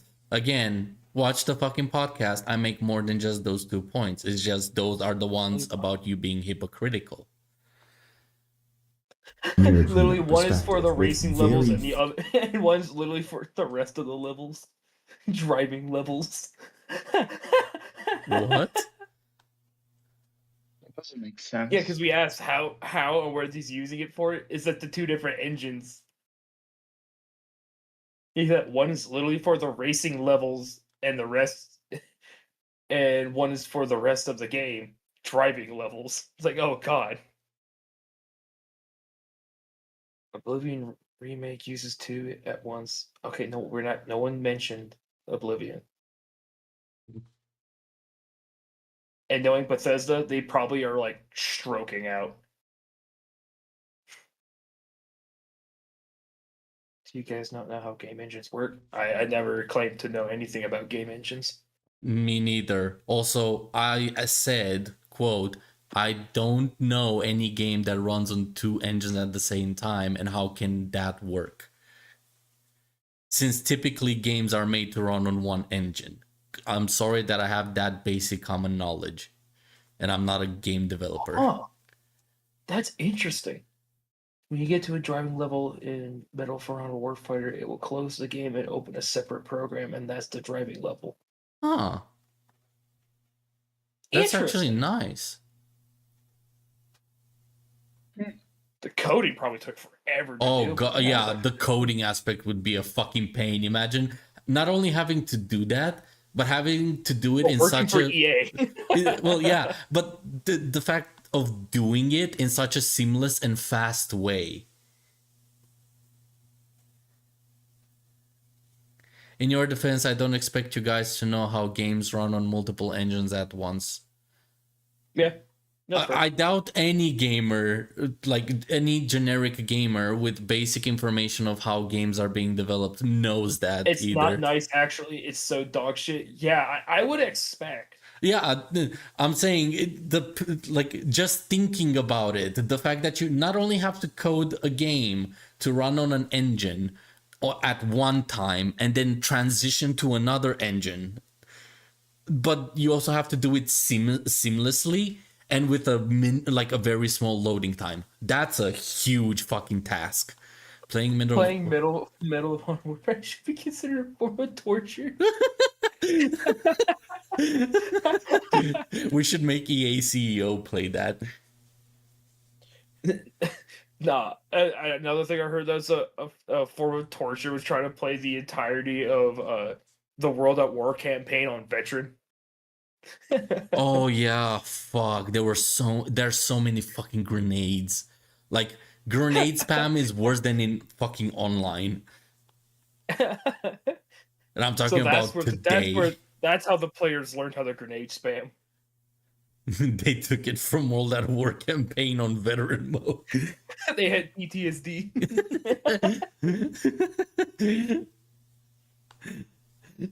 Imagine hearing the Grenada every fucking 5 seconds.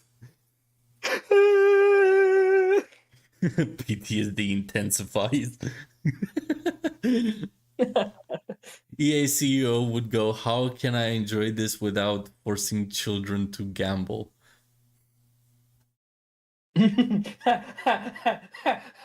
Mission Impossible.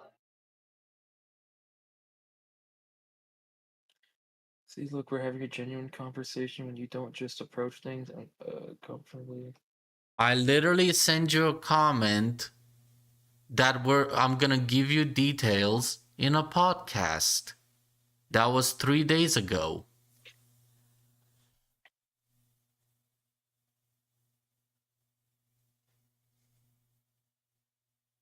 Even one of... Actually, I can tell you exactly. Montego knew that I was gonna make a podcast about this. He even left a comment on my War Thunder review that he didn't find the podcast, and I told him, if scheduling goes right, me and Iron were gonna make a podcast on Monday. It's Tuesday.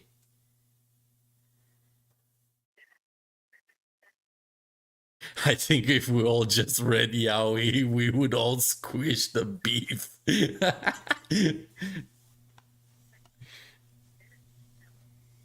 Few minor things changed, such as Fate challenging Zephyr instead, so there isn't that much point in focusing too much on the Cobb career. However, it is worth mentioning that during the Cobb career, you do get to play as Fate at one point, which is really badass and a great contrast to Zephyr having Zagera. With the story of Rivals over with, I wanted to highlight the... Why is it more badass than comparing Zephyr with the Agera?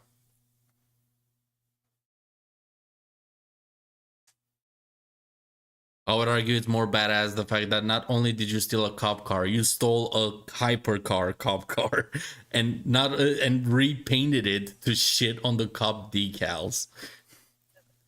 Then a cop took a fucking supercar and drove it like a racer. Career gameplay and progression here. Rivals handles gameplay in a fine way. You get handed checklists called speed lists with the task of completing them to unlock the next chapter and more new cars. I'm okay with this as the gameplay is so strong in Rivals. I don't really think it needs any crazy career mode aspects, and car progression in Rivals is really quite... All you do is career mode aspects. Based on what you just said, to unlock the next chapter, you do the fucking tasks. That's the gameplay.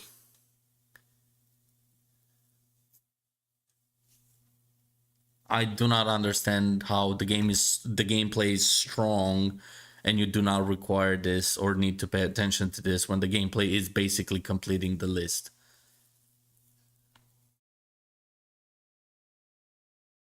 The only other thing you can do in the game is just do races for the fun of doing races and gathering money. Undercover, Underground, Most Wanted, Pro Street, Shift.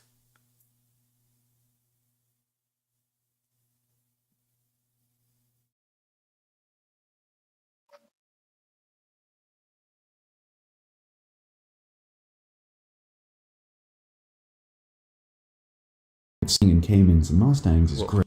With this, as the gameplay is so strong in Rivals, I don't really think it needs any crazy career mode aspects, and car progression in Rivals is really quite solid. Starting in Caymans and Mustangs is great, and makes you appreciate the dizzying speeds of the late game hypercars even more. Overall, I would say that Rivals has a decent main story, It's nothing to write home about, but it's fun enough to keep you entertained on both sides the whole way through.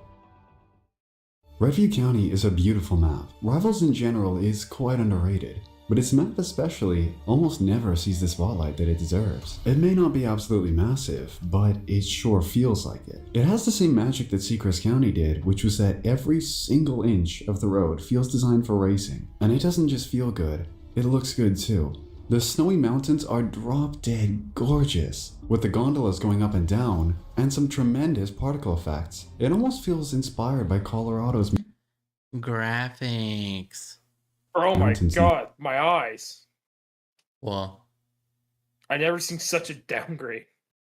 this is the run, by the way. I know. Yeah.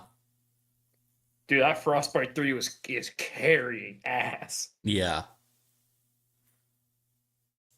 run, which isn't a bad thing. It doesn't look that bad either, though. Like, the No, run doesn't look aged. bad at all. I would say it's more aged. Yes. Like most games. Yeah.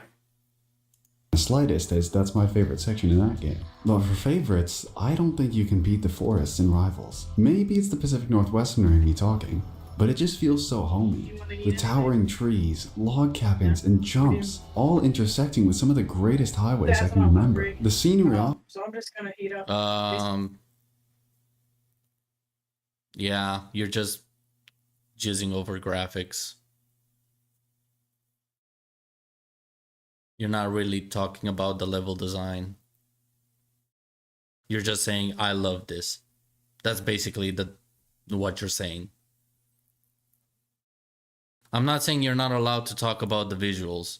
I'm just saying there's so many people that jizz over the visuals in general. Like the particles, the mountains, the forests. It's superficial. Like I just said, it's not that he's not allowed to. I'm just saying that all he does is, oh, look how good, I love how the particles, the backgrounds, the forests, the mountains look. Yeah, that's not bad to say. No, it's just that everybody makes this point.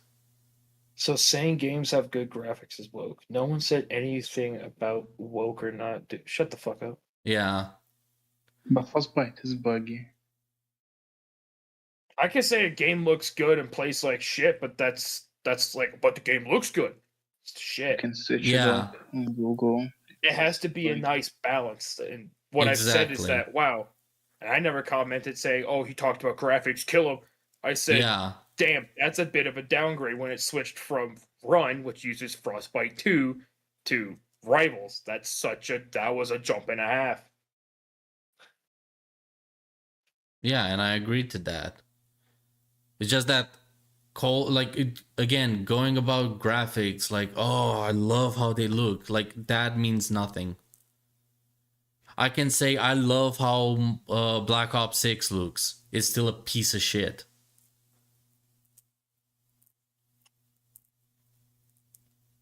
I'm just saying you're making a point, or you're trying to make a point with the visuals, but all you're saying is you love them. Right. That's like me saying I just love the physics of the game, instead of me describing why I love them or explaining why I love them.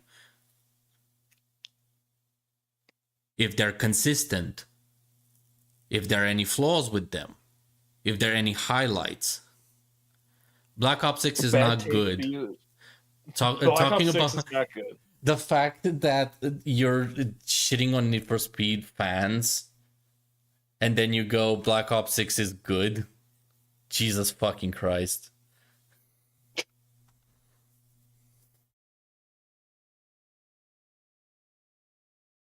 Does he explain why he loves the graphics though? All he said was maybe it's the northerner in me, and then he continues to go on. Listen to this. Does he explain what the graphics do? Sure, it has the same magic that Seacrest County did, which was that every single inch of the road feels designed for racing. And it doesn't just feel good, it looks good too. The snowy mountains are drop-dead gorgeous, with the gondolas going up and down, and some tremendous particle effects. It almost feels inspired by Colorado's mountains in The Run, which isn't a bad thing in the slightest, as that's my favorite section in that game. But for favorites, I don't think you can beat the forests in Rivals. Maybe it's the Pacific Northwesterner in me talking, but it just feels so homey. The towering trees, log cabins, and jumps, all intersecting with some of the greatest highways I can remember. The scenery off of these is just stunning. What did he explain? Like, what was the reasoning besides, oh, it feels homey, I feel this way because of the way it looks?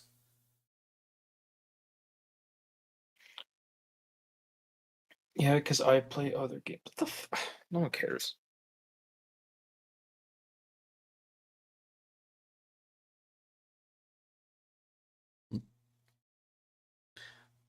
Like, if I were to make a review of Dragon Age the Veilguard, I would 100% bring up the game's visuals because I would hope they carry over the positive into a future entry. Yes, that's fine, but explain why. Like, the detail of the characters. When you pause the video, he's saying when you pause the video right here that he's not done with the segment. Oh, okay. Feels so homey. The towering trees, log cabins, and jumps, all intersecting with some of the greatest highways I can remember. The scenery off of these is just stunning. You can see the different segments of the maps and each climate individually, and transitions off of it into sections like the desert with those sweet canyon roads. Yeah, why doesn't this map get brought up more? It sure helps that Rivals debatably still looks on par with racing games in the modern day. This game turns a decade old next year. Yeah, I can't believe it either. The texture and environment quality here is just top notch. Speaking of top notch though, this soundtrack is absolutely killer. It's very fitting to... And now we get into the soundtrack. Okay, so for 2 minutes, he talked about how the graphics make him feel, and then in the last couple seconds he said the textures and the details look top notch. Well, to be fair, it's a review on his opinion of the game and what he likes about it. So which is fair. Which is fair. We're not saying, oh, you can't have said opinion of it, but it's just the explanation of what makes the graphic good today to them.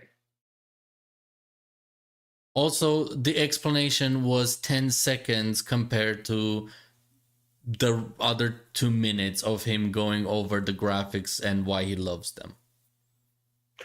Okay, but they're replying to a comment here.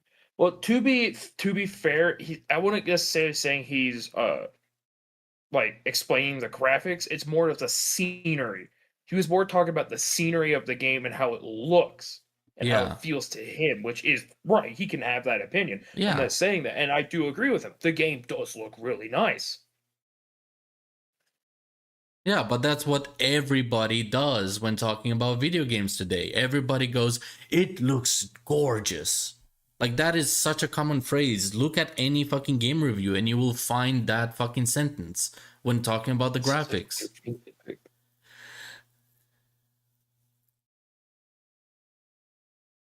This is such a goofy nitpick. Why do you guys always bring up we're not saying he's not? We are. Like, stand on business. We're standing on business. All we said was, oh, he's jizzing over graphics. Because that's what he did for 2 minutes. And the explanation was the textures are and the details are high fidelity. Okay. That's a graphical upgrade. Congratulations.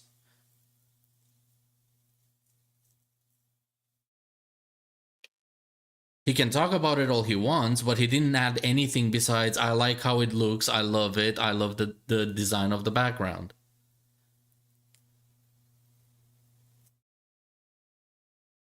Yeah, which every single fucking game reviewer does. If you're gonna, like, bring a point. His point in all of the graphics portion was, it has high textures and details. That was the point, because the rest was his opinion. Good job. Good job. Thanks for having zero literary skills. Dude, you never mentioned anything about how it aged well. You never said those words at all. You never mentioned how it looks to today. You just gave your opinion of how it looks to you. That's all you did. Your only reference to how it looks today is that it like it's a decade old game. Okay. There's a lot of decade old games or even further that still look better than you would expect. Pro Street looks amazing. Need for Speed Shift looks amazing.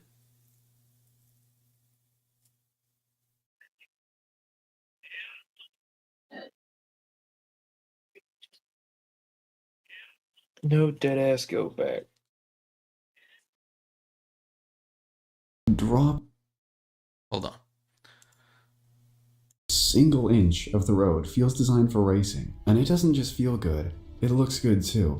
The snowy mountains are drop dead gorgeous, with the gondolas going up and down, and some tremendous particle effects. It almost feels inspired by Colorado's mountains in the run, which isn't a bad thing in the slightest, as that's my favorite section in that game. But for favorites, I don't think you can beat the forests in Rivals. Maybe it's the Pacific Northwesterner in me talking, but it just feels so homey. The towering trees, log cabins, and jumps, all intersecting with some of the greatest highways I can remember. The scenery off of these is just stunning. You can see the different segments of the maps and each climate individually, and transitions off of it into sections like the desert with those sweet canyon roads. Yeah, why doesn't this map get brought up more? It sure helps that Rivals debatably still looks on par with racing games in the modern day. This game turns a decade old next year. Yeah, I can't believe it either. The texture and environment quality here is just top notch. Speaking of top notch though, this soundtrack is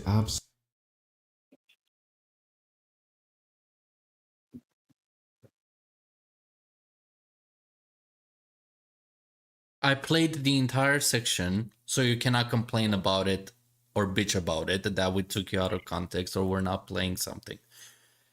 Throughout that entire section, the only points that are of value is that it's 10 years old, it still holds up, and the reason why it holds up is that it has high texture and detail. That's it. Describe the bare minimum. Yeah.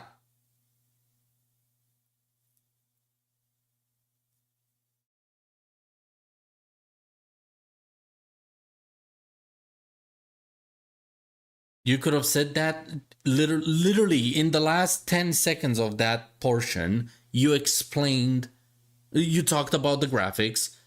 That is like an objective statement that is of value. The rest of it was fluff. I can do the exact same thing. I just love the Rivals. Like, it makes me feel the rush of adrenaline. I just love the feeling of the speed it provides. I just love the soundtrack and the way it looks. It just drop dead gorgeous. It's a good game.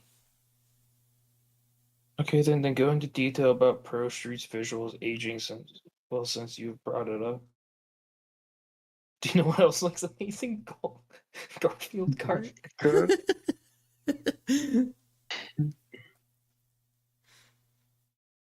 I'll give you an example of what I mean. This is his level of detail about the graphics. Pro Street is older than the Rivals and it still looks modern. But I love how it feels and how gorgeous the tracks look. The pavement looks like it's real. I basically did what you did. No, go on. Well, you didn't. I'm sorry, why do you expect me to explain? Like, I explained to you that your point is literally it has high definition, it has high detail, and it's 10 years old.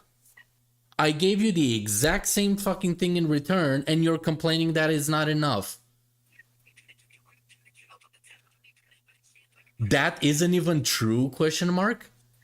When did Pro Street come out? 2008? I was thinking 10. No, actually, yeah, 8.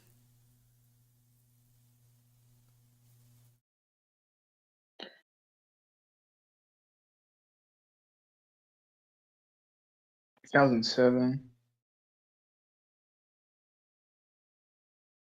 If you're going to critique something and you can't do the same, then Yeah, why are October you 31st. critiquing it? I am critiquing your approach. I'm not critiquing like the gameplay for you. It's not my job to critique the game for you. I'm explaining to you why your points are weak. You either take it or leave it.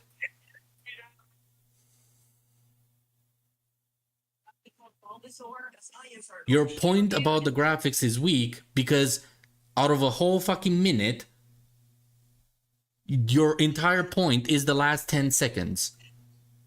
The rest is shit, like shitty fluff that nobody cares or wants to hear because they hear it everywhere else. The same shit is applied to Battlefield 6. People are talking how fucking amazing it looks. Same with GTA 6. People saw a cinematic of the fucking game and lost their fucking minds of how beautiful it looks. This high horse is crazy, man. What an ego. It's not an ego. If you ever catch me doing this level, like weak level of fucking criticism, point it out.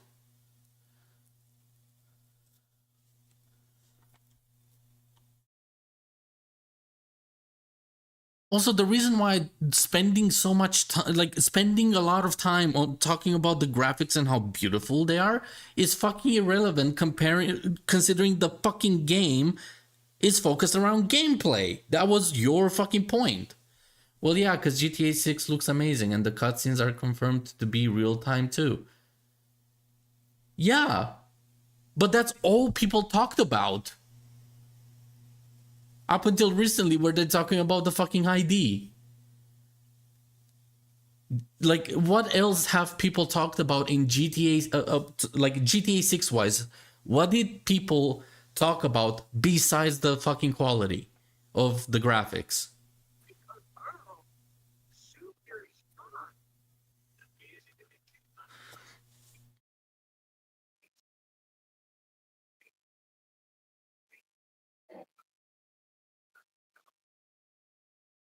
Absolutely killer. It's very fitting to the tones of the game and story, and includes some songs from personal favorite bands of mine like Brick and Mortar and X Ambassadors. Even the original score for Pursuit, Evade, and Hideout theme slapped just as hard as any other game in the series. And after all of this praise that I'm giving, Nobody talked about the map.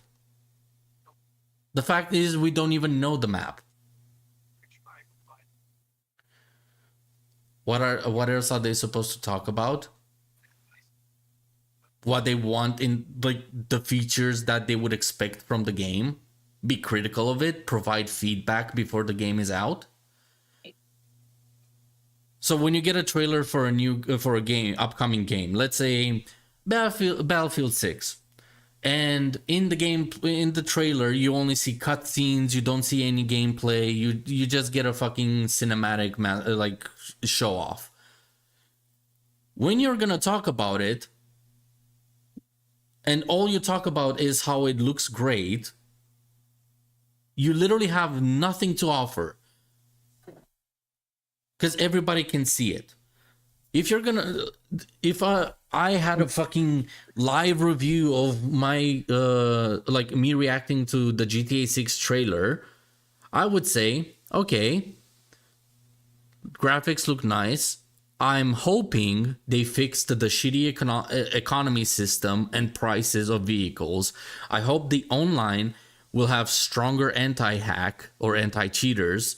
I hope that the missions are more have more variety to them and they're less like buggy and like easy to hard lock yourself into a restart loop.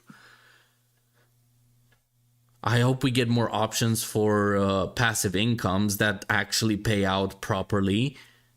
Like, those are topics that I would talk about when seeing the trailer.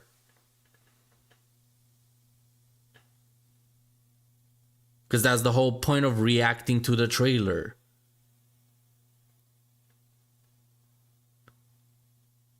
You're not just gonna talk of based on what you see and that's it. At that point, just let people watch the trailer.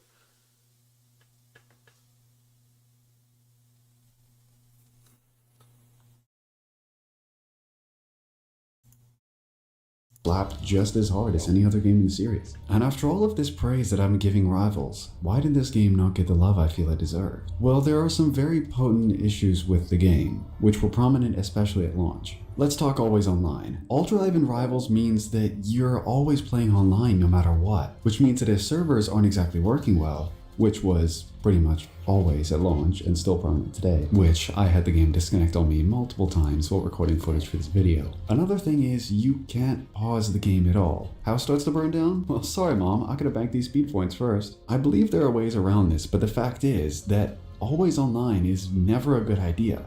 When has the Iron, can you think of a point in time where always online is a good idea?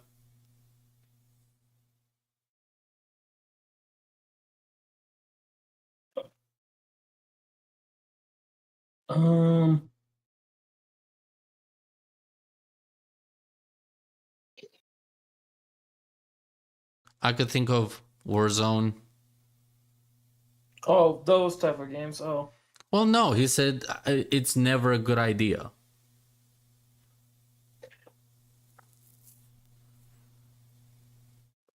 I can think of a few times where it's a good idea to have always online.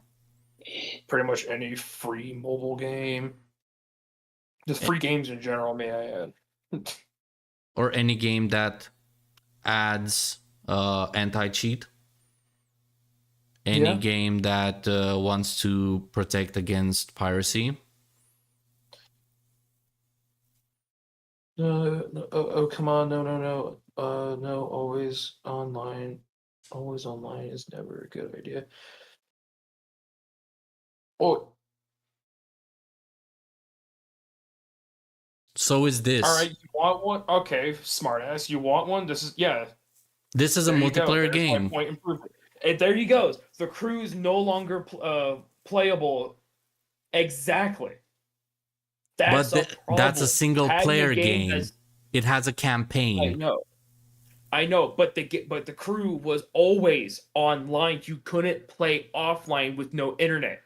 It wouldn't allow you. You had to be on the servers at all time. All of the crew games, the first, second, and Motorfest were all like that. I fucking hated that. It's very irritating. Which, yes, for once that he does have a point. I give him I will give him a point on this one. I'll give him half Yeah. a point because there are games. Right. Because he said never. Online, always online is never a good idea. Right, and that is the problem. You can't use such words to describe it. You can say why it's not a good idea. but Exactly. Never a good idea. There's a big difference between Why- not and never. Why are you defending guy? Defending that always online. We're never defending always online. We're not defending it. We're just pointing out that we can think of certain scenarios where always online is a good idea. Like free games, online mass multiplayer games. Because without online, no game. Always online is never a good idea. No, we never said it was it was never a good idea. He said it. You have to ask UltraViolet why he thinks it's never a good idea. Right. What he said the words online, always online is never a good idea. We're rebutting the fact that when he said never, as in should never, ever, like no matter what, can never be an online game. Have no form of always online. No, that's not what we're defending. We're pointing out that he made a poor choice of fucking words / a bad fucking Exactly. argument. I'm sorry, but UltraViolet, I hope that he did, he wrote a script. When you write a script, you have the opportunity to redraft. Meaning, you can read your script and find sentences or arguments, or lack thereof, before you voice record, before you make a video, and before you upload. Between those steps, You can double check your work and make sure that you make good points. That is what I do in the 2 reviews that I did. Idea. Multiplayer games are different. This is a game that has single player component that dies when the servers are shut down. Rivals can be played offline. Yeah, they patched it.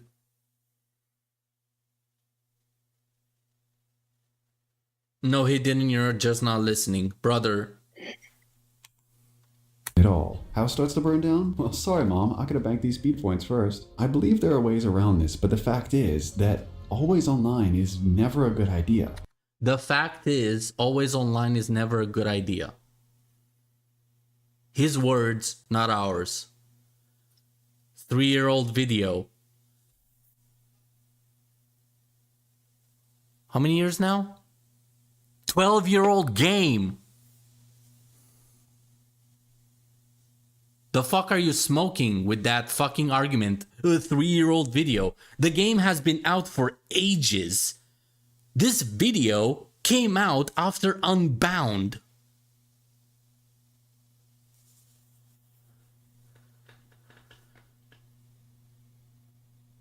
See,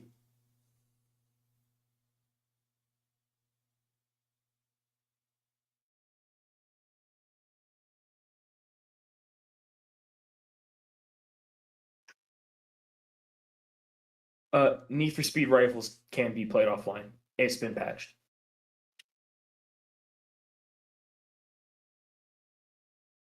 No, our point is that he said it's never a good idea. MMOs are always online. Are MMOs not a good idea? We're not defending always online. We're saying that he said it's never a good idea. And I can come up with a few examples where always online is a good idea because of the fucking type of game. We're not the ones who made the point. He did. Also, Detective, you cannot keep fucking saying yap fest or yapping when asking for fucking arguments. MMO can still be preserved. Look up City of Heroes. Yeah, there's an example. Yeah, but typically MMOs are always online. You can remove the game from the always online aspect, but there are games. The game will be unplayable. If that is the case, why is EA still putting it out for sale? Yeah.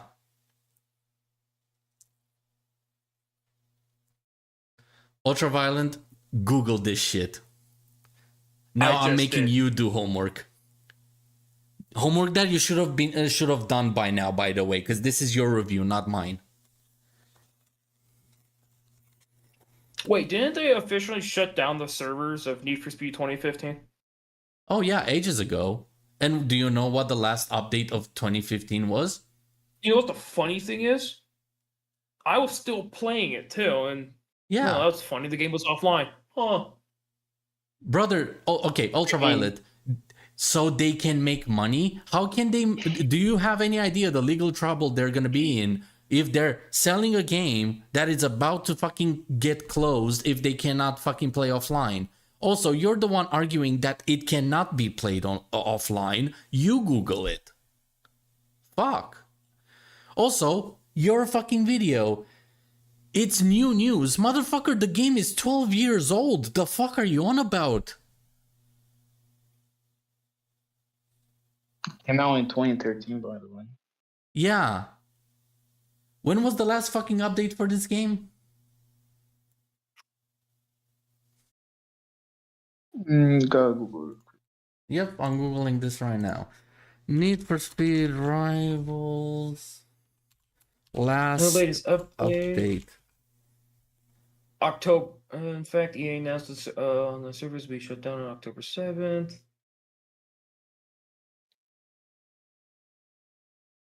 I'm not seeing anything.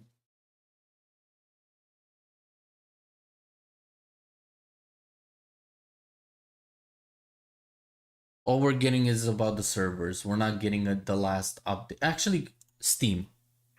Because on Steam we can see the last patch update.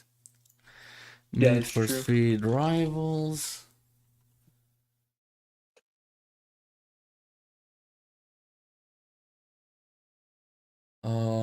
Do, do, do, do, do. Get me to the patch update. Read more.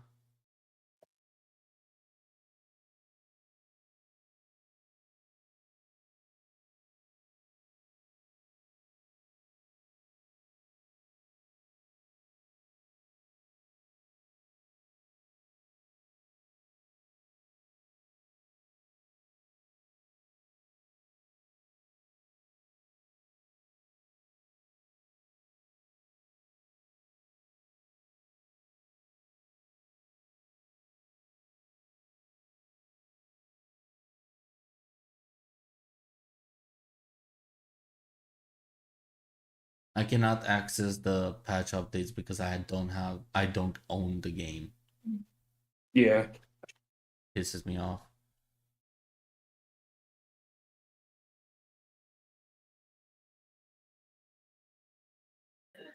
They patched the single player to be offline, but you shouldn't have to patch a game in the first place. I agree. Your game should be single player Yes, that's what we're trying to say. A single player game should not have an always online feature. Yeah, that's what we're saying. He's the chucklefuck that said never. It's not our words, it's his. You have a problem with him.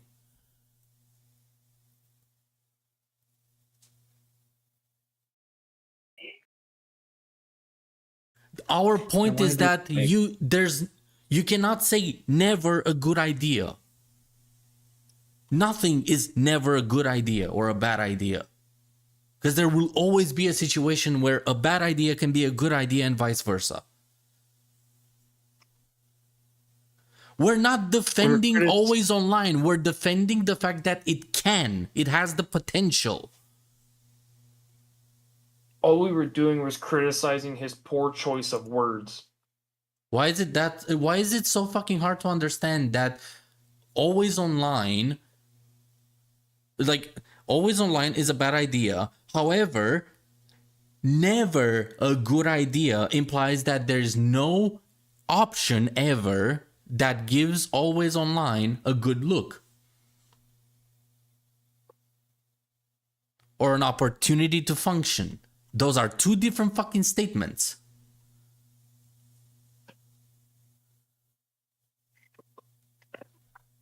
Perfect example is the Forza Horizon series. You could still play the games right now, even though you have no access to the servers. Yep. Yet the game is technically always online. An always online single player game was stupid. Actually, the Forza Horizon fucking franchise is the perfect example of always online being a good idea, because despite it always being online, you can play it offline as well. And then guess what? You always still get the fresh update and content that you can get to the game. Because Forza Horizon has exactly what we were trying to fucking say. All we were doing was criticizing this dude's choice of words, saying, oh, you have an online feature, it's bad. That's what he was saying. Okay, so Dumbsbill, to explain it as simply as possible, if you have the game function in offline mode, having the game always online for the multiplayer aspect is a good idea, isn't it? Because you can still play the fucking game, despite it always connecting to the multiplayer.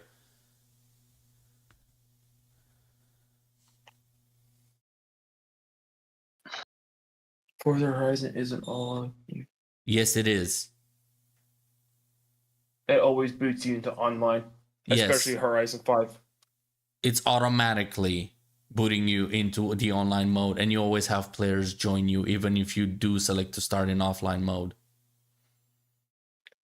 Also, you fuckers cannot say yapping when you're fucking arguing and making no points.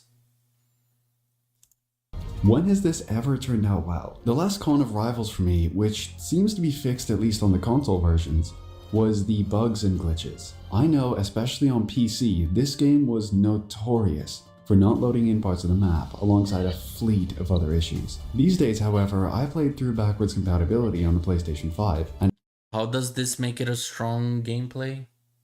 If bugs are so notorious?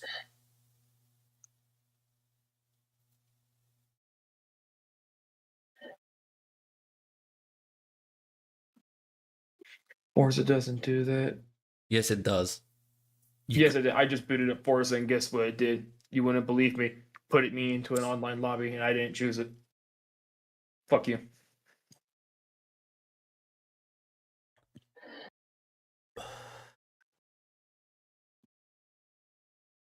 You said it's never a good idea. Yeah. I'm You never sorry. said it was not bad. That was a bad. No. You said never.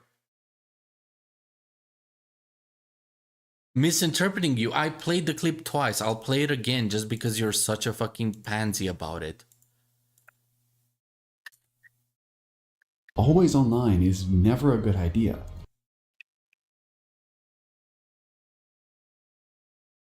Do you all have working years? Apparently even UltraViolet doesn't know what he fucking said in the video. I just played it. Always online is never a good idea. Word for word.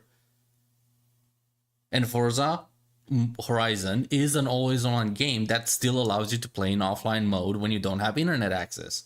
However, when you do have internet access, which is most of the fucking time, it always puts you in online. Up yours. I'm sorry, but when you say never a good idea to something, it applies to everything, not just Need for Speed. That's what meaning of words is. Fucking hell. When has this ever turned out well? The last con of Rivals for me, which seems to be fixed at least on the console versions, was the bugs and glitches. I know, especially on PC, this game was notorious for not loading in parts of the map alongside a fleet of other issues. These days, however, I played through backwards compatibility on the PlayStation 5 and have had zero issues apart from a server disconnect once or twice. My final summary on Need for Speed Rivals. What this game Wait, did he... backwards compatibility on the PlayStation 5 and have had zero issues apart from a server disconnect. I have zero issues if you ignore this particular issue.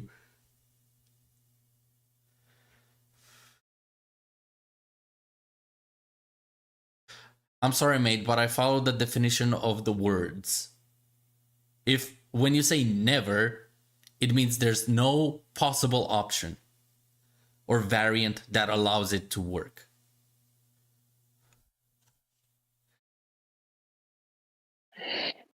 Fuck me. The fact that English is not my main language, yet I fucking understand the meaning of words than most fucking English speaking people. Maybe it's because I read the dictionary before actually using words. I mean, you're not necessarily wrong. I picked up on the fact that he said never. I'm like, damn, that's not necessarily true. You're taking everything so literally, it's crazy. He made a point. That's the point he made. That's like me saying you can never have online work in video games. Would you take me literally? Or would you just think that I hate online? I'm sorry, but I don't have low fucking standards. So when I catch myself saying this will never work, I always fucking double track and think, is there actually a possibility that this may work? Oh, I can think of one. If not, I ask my friends. That's why I double check my fucking scripts and I always ask my friends to fucking what's it called? Proofread my scripts. Proofread, yeah. Yeah.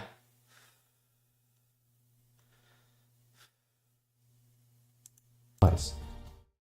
My final summary on Need for Speed Rivals. What this game stands out to be, more than all of the other racing games in this series, is it gives me an experience that I can't get anywhere else. You are going to get cop chases this good in Heat, or Pursuit Tech, or handling that was built for the style of the map. Heat and the newer games certainly have their merits, but when it comes to strictly racing, I know which game I'm choosing at the end of the day.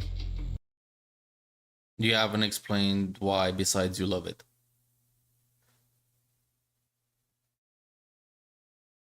Like, oh wow, it has better cops. Play Heat again. The cops are a fucking pain and they're actually very fucking aggressive in Heat. Mm-hmm. We played Heat recently. We can fucking prove it. Yeah, the cops are fucking annoying. And they're at what, star 3? That they become fucking relentless? 2 going to 3, I would say. Yeah. That's roughly when the Corvettes start appearing. Corvette is 4, I believe. Mm-hmm. No. Mm-hmm. No, because Corvettes are 5s. They show up at 5. No, they are at Chargers. Chargers show up at 5. No. Hold on, Google. Need for Speed Heat. When do cop Corvettes come out?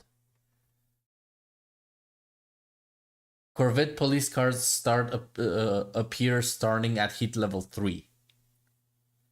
Really? Yeah. Because remember, you also have the SUVs, the Rhino, the helicopters. So they really only have 3 different type of cop cars? Well, you also have the Crown Vics and the SRTs. Oh yeah, they only have 3. So the Crown Vics, then the Chargers come out at 2, then the Corvettes come out at 3. 4 and 5 is when the 4 is when the Rhino comes out, and 5 is the helicopter. Mm-hmm. Oh, okay. Oh, they changed it up. That's kind of weird that they changed it up like that from the original.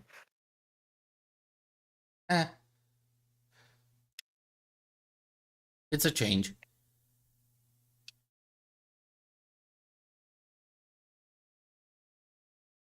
Mate, I was super friendly at the start of it too. But you started saying that I strawman you and take you out of context and that I'm not being fair to you and your points. I literally replayed multiple of your points and explained to you why they're bad points. I cannot do more than that for you, mate. I also offered to have you on. So I don't know what your malfunction is right now, but I think you need to cool down. Because I explained pretty fucking clearly, and it's not just me explaining to you why your point is bad.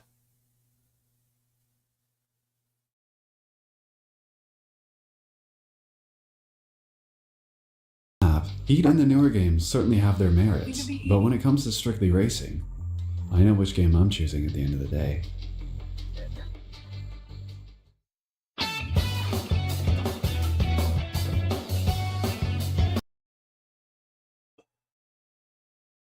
So yeah, that was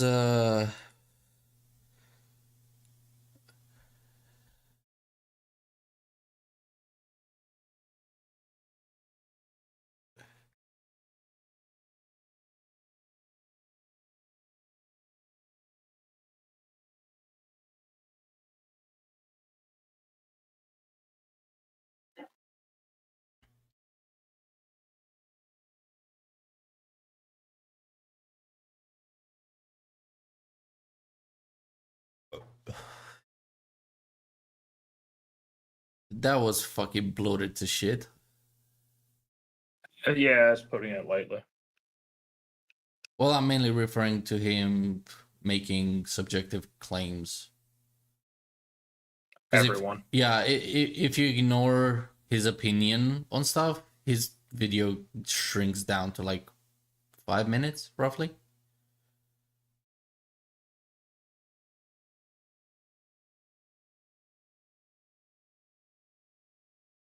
give or take a couple minutes. But yeah, throughout it, he made what? 2 good points? I would say Three with the visuals. Like, yeah, the visuals hold. That's it.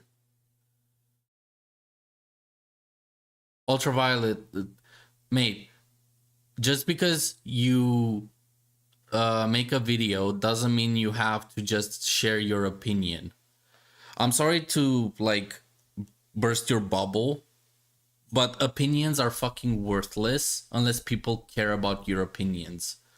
Not like the only opinions I care about are my friends' opinions. When looking at a review, especially a review about a product, I'm expecting people to make objective claims and prove them. You did not. Subjective, it's a review. It's supposed to be subjective to a point. Montego, watch one of my reviews and you will notice that my subjective opinion is not brought up until the final portion of the video. And that is if you give a shit to hear it. I leave my subjective opinion and my feelings about the game, whether I had fun in it, whether I liked it, whether I think it's fun or enjoyable, at the end. Because people don't give a shit about my opinion. They care about the facts of the matter.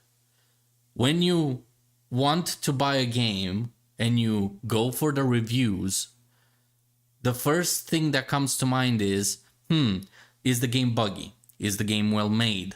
What are the fucking problems of the game? Is it worth buying? You're a bad reviewer if you have 0 subjective opinions in your reviews. I never said 0. I said they're fucking worthless when a review is being made. That's why I put mine at the end. Then don't make videos then. I'm sorry, but opinions don't fucking matter. It's someone's opinion. Why is your opinion more important than mine? It isn't. No opinion is better or worse than the other. It's just people's opinions. When reviewing a game, you're reviewing a product. When reviewing a product, you have to explain its pros, its cons, what it achieves, how well it achieves it, how well it fits in the market compared to other products similar to it. Is it a product, does it have a previous incarnation? Does it have a new version of it out on the market? When a phone review is made, nobody gives a shit if you like iPhone or not. You're gonna look at the phone, what the stats are, how long the battery lasts, how good the screen is, how good the camera is. That has nothing to do with opinion. As someone who spent 5 years making reviews, you literally have to be subjective. Art is a subjective medium. I'm sorry, but that is bullshit. And let me explain it to you. Everybody can have an opinion about something, but that something still needs to maintain a standard of quality. That is what objectivity is. When you talk about a certain thing, you have to compare it to to other similar things, how well it achieves its objective, and how well it achieves it. Does it achieve it at all, even? Okay, to put it in perspective, in my opinion, the sun is a pony. Can you prove that right or wrong?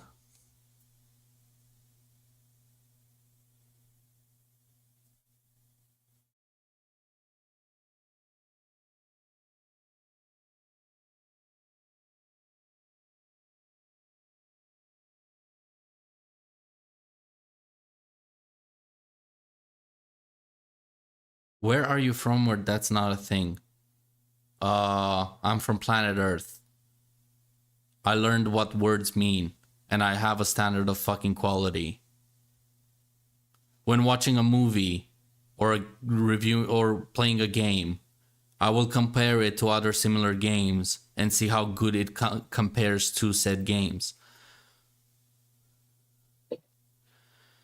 Oscar Wilde is rolling in his grave, bro. Who?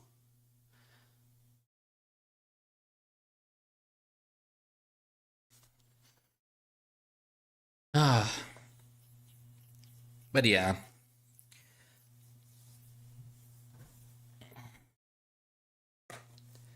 Damn, I'm out of cigarettes. So, UltraViolet, Violet, basically your review is, I like this game. I think it's pretty. I like the songs. I like how the cops are in the game, and that's basically it.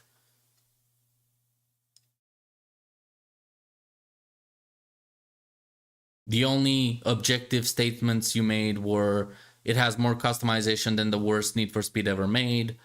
The story and the cutscenes do not connect with each other, despite them doing so. Always online is never a good idea, which is bold claim. I would like to see you prove it. The game has bugs, they have been fixed, and you had zero fucking issues if you ignored the unstable servers. The graphics, you love them, but the reason they hold up for 10 years is because they have high detail and high detail, which is, graphical improvement. Pretty simple.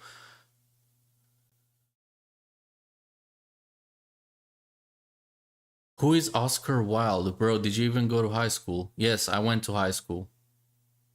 I never heard of Oscar Wilde. He's a poet. Oh, that explains it. He wrote poetry. It's not really. Look who's strawmanning now. Fast, he thinks always online is good in some scenarios. Lol, he takes issues with me saying always online is never a good idea. My issue is not with the statement that... my issue is not with always online and not being a good idea. My issue is with the way you said it. When you say something is never a good idea, it implies that there's no possible way for it to be a good idea. That's like me saying online multiplayer is never a good idea because it requires an internet connection.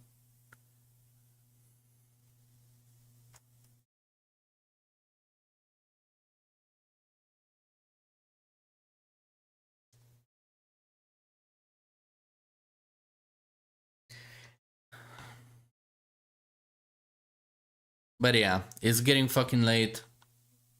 Violet, I'll have time this Friday after I'm done with work. If you're interested to hop on the podcast and discuss this, I'm open to a DM.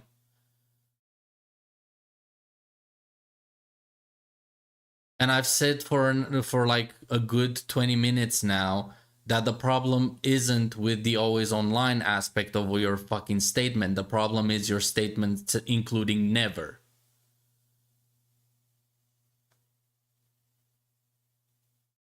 It does not matter what the rest of the argument is. When you make an argument with never gonna, X is never a good idea, it means that you analyzed every single fucking aspect of it, which you clearly haven't.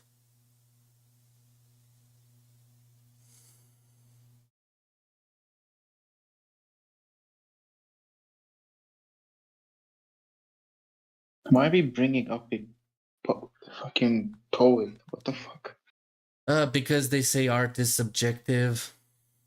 Stupid as fucking like concept that everything is subjective. And they have to bring up him. Yeah, like it's the whole fucking stupid concept of everything is subjective, therefore you cannot tell me that my opinion is wrong. And I can use the exact same thing. This is my opinion of your review. You cannot tell me I'm wrong, which is stupid. Art is not subjective. Fuck, nothing is subjective or objective. You can have a subjective stance on something. You can have an objective stance on something. Look up what subjective means and look up what objective means. So, For somebody who... so in their sense, a banana is art or something? What the fuck? Yeah, that's like me saying banana is art.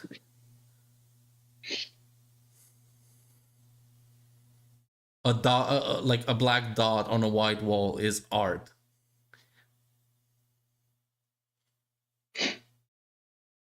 If everything is subjective, in my opinion, nothing is subjective. There you go. Art is not subjective in my opinion. What do you mean everything is subjective? Like, it's like, see fuck? how stupid it is? Because if everything is subjective, it means that my opinion is correct, no matter what. So in my opinion, art is not subjective. Therefore, I am right. Because it's a subjective opinion. Like, do you see how the stupidity just explodes? Like, it's quite ironic that people tell me that I don't know how fucking English works, yet I know the definition of the fucking words and the meaning of the words better than English speaking people. Fuck. Critical thought went away. Yeah, what is critical thought apparently? Apparently subjective. I'm sorry, I cannot take this as a straight face. What the fuck did I read? Stupidity. Look, at this Welcome point, to the I was internet, like, where everything doesn't make sense okay, and people don't use reading critical everything. thinking. I was just reading the whole chat and shit. But holy shit, man. At this Shadow, point, if my opinion is subjective and art is subjective, me saying that art is not subjective is my opinion, therefore correct. Because it's a subjective opinion. well, obviously, it's just no Yeah, one it's wins just in that it's just a situation. giant fucking loop of no, I'm right, no, I'm right, without any fucking proof being brought to the fucking table. Instead of being objective and explaining why something is good art or bad art.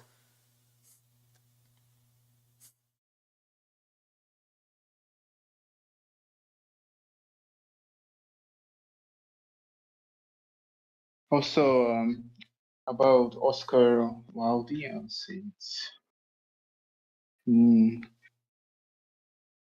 Oh, I'm gonna say about his more known book that I did read, poetry, I think. Fuck, it was long ago, actually. I had to learn this shit. The Picture of Dorian Gray, it wasn't that great. And also, why are we even bringing up a poet that died about almost 200 years ago into a video game? Well, no, you It's becoming see, everything stupid. is subjective, so your opinion on stuff is more important than what the stuff actually is. Your feelings on stuff is so more important than whatever the fuck the facts are.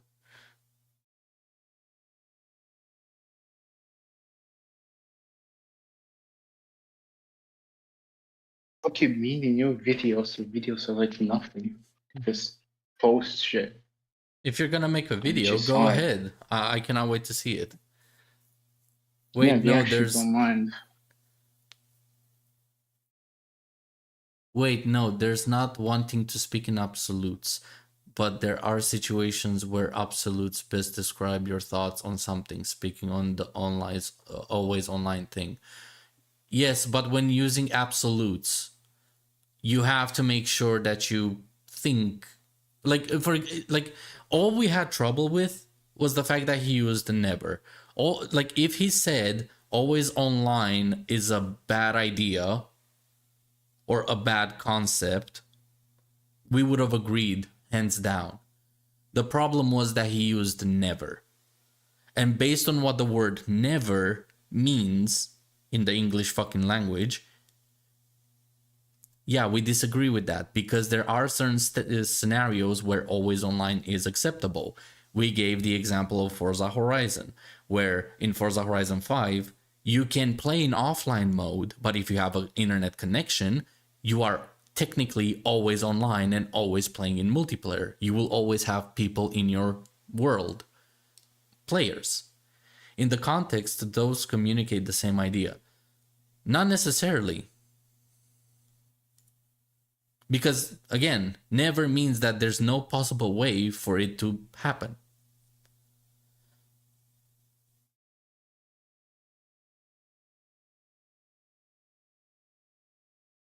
That's what the word never means. Like, there's no other outcome. At least in the context.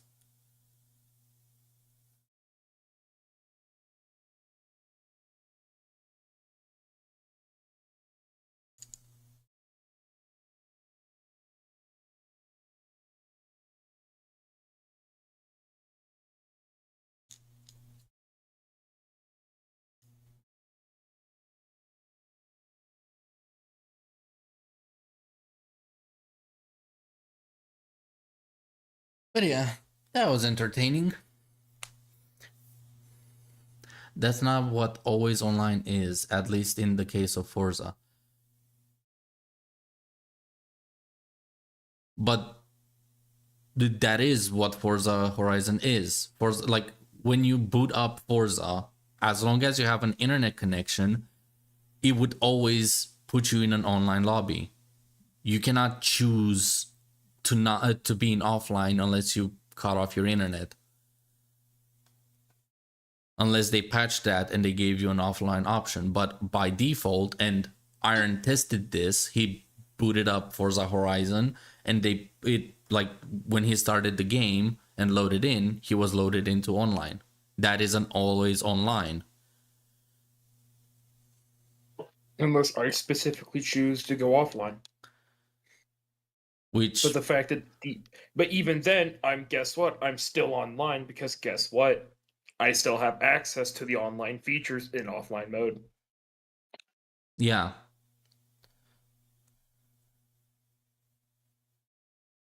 It's been in 4, it's not in 5. Forza Horizon 5 is always online.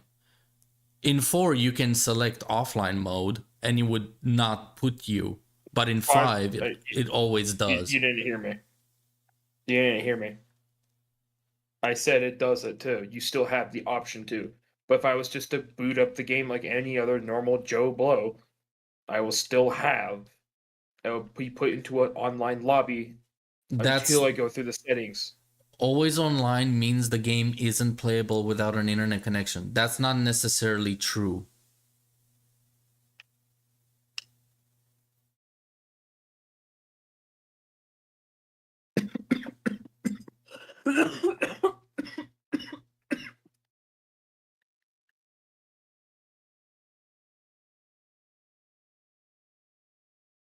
Also, MMOs are always online. You cannot play an MMO without an internet connection. Otherwise, it's not an MMO. It's an RPG.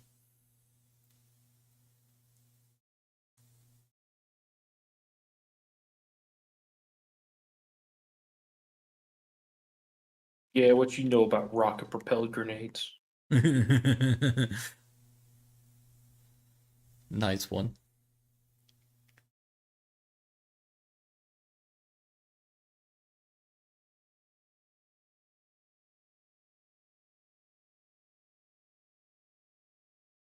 Would you consider always online never working, considering MMOs, Warzone, or like any like multiplayer game?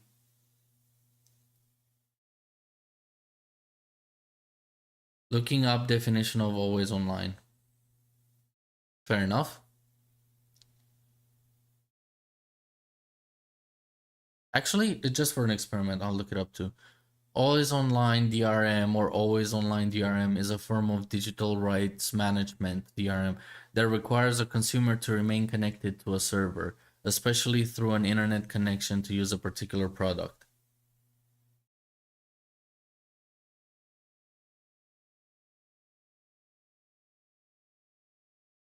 For someone so insistent on exact definitions, you're really twisting the definition of always online now, aren't you, bud?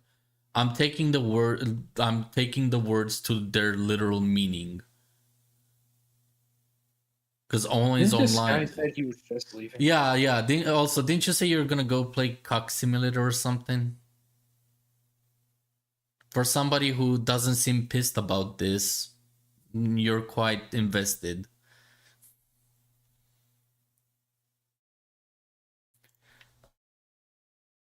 Alright. Always online meaning. Always online can refer to two distinct yet related concepts: continuous internet connectivity and being excessively engaged with the internet and online platforms. The first meaning describes the state of having a constant internet connection, often used in the context of network services or digital products. The second meaning often refers to as chronically online. Chronically online describes a lifestyle characterized by a heavy. So the first meaning is what we're basing it off of. Hold on, I'll actually pull this up on screen.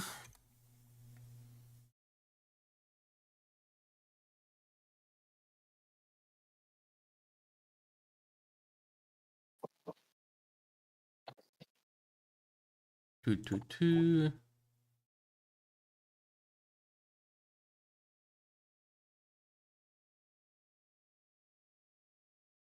There we go.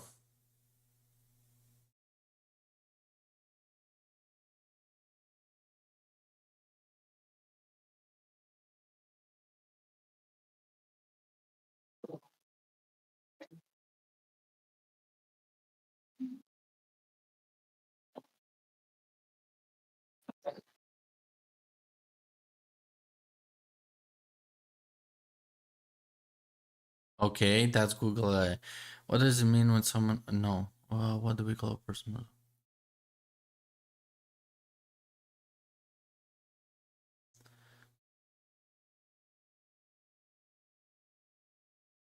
Click on show more. But Google AI collects from trusted sources, though, usually.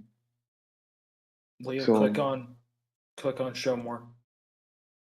I did. Hold on, let me zoom out so it has all of it.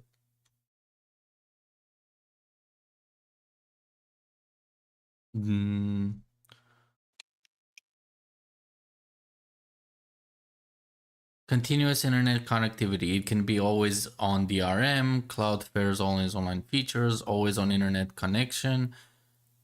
And that's meaning one. It can mean all of this. It also proves me right, dipshit. This describes the state of having a constant, persistent internet connection, often associated with broadband and fiber optic services, which the games use.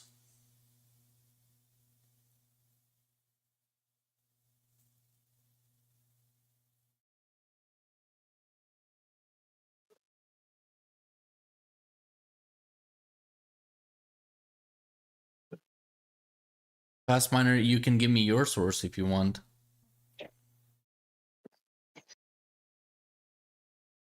I'll gladly pull it up. But the point still stands. MMOs are always online. That's the whole point of an MMO, mass multiplayer online.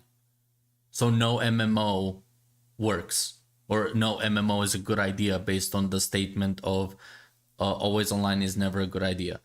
Google AI is effectively like asking your friend to quote a book they read once 8 months ago. However, the sources it draws from are far more reliable.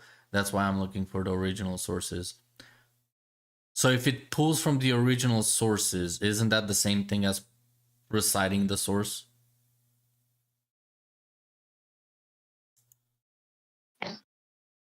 I mean, ChatGPT does the same shit, honestly. In any case, even if we're going by the definition of always on DRM, and you require internet to play something, our MMOs require an internet connection for you to play. Our MMO is a bad idea by default then.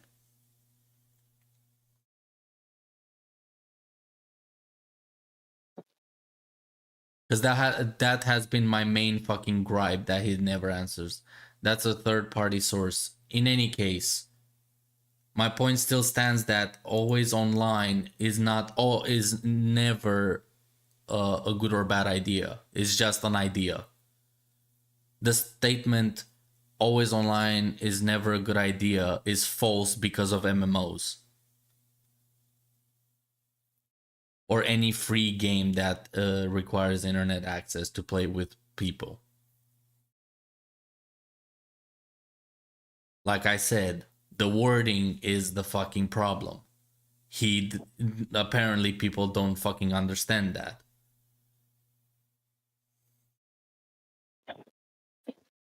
The whole purpose of language is to be precise and explain, like, language in general helps you explain exactly what you mean. If you use poor fucking language, you don't explain what you mean. All he had to say was that it's a bad idea instead of never a good idea.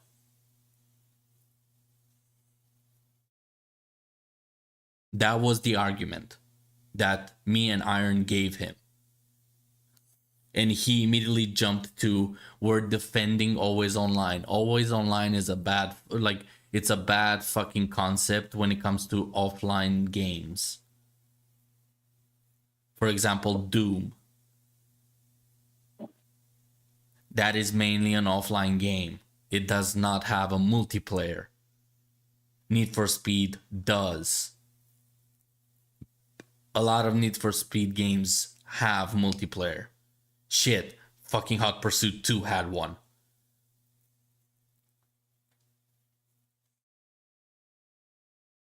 So when a game does have multiplayer, is it a bad idea to have it always online? To verify that you're not cheating, to verify that you purchased the game. Yada, yada, yada.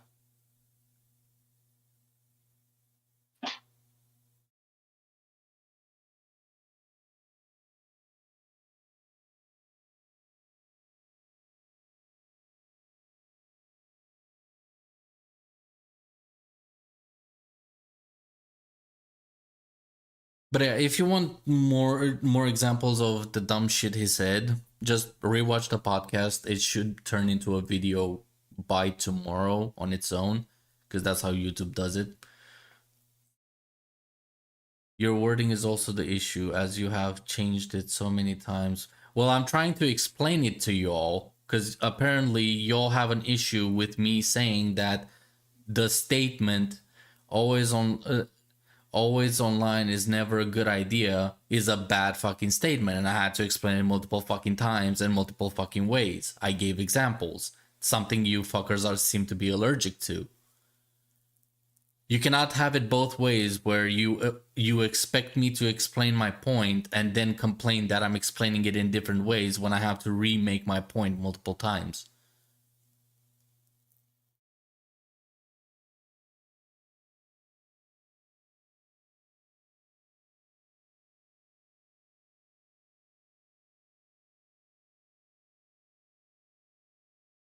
I'm sorry you're too dense to understand the first time I say it, and I have to re-explain it over and over and over, and the wording changes.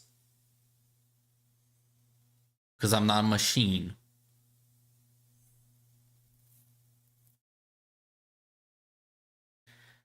But yeah. That was the explanation to why your video was horrible. I'm waiting your response whether you want to hop on a podcast on Friday to have a discussion on it.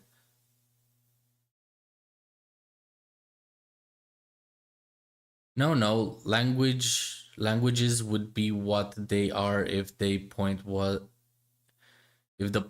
precision. It's not that MMOs are bad in concept, but because they're always online, does negatively impact them, not because it's an MMO, but because because of the online. Like I said, the statement Violet made was always online is never a good idea. Never implying there's no possible way it works. We replayed the fucking quote multiple times. You can see it in the previous minutes of the podcast. Draw your own conclusion. I explained to you why it's a bad fucking quote. And we're not trying to defend always online. We try to give examples why always online works, proving that his point is wrong. Thank you for the fucking TED Talk, Jesus Christ. But yeah, Violet, up to you whether you take the criticism or not. Apparently you don't, but maybe with a calmer mind and a rewatch, you'll understand why. If you want a podcast on Friday, I'll be available. Just DM me. And yeah, let's see how this goes. Other than that, hope you all have a fantastic night.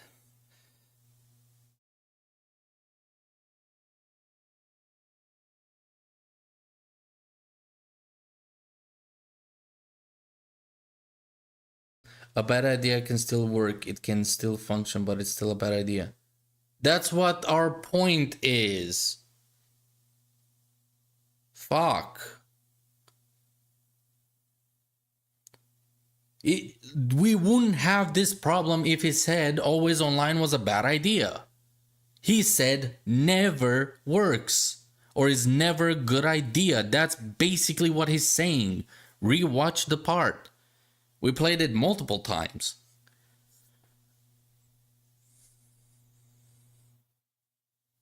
The fact that he said never.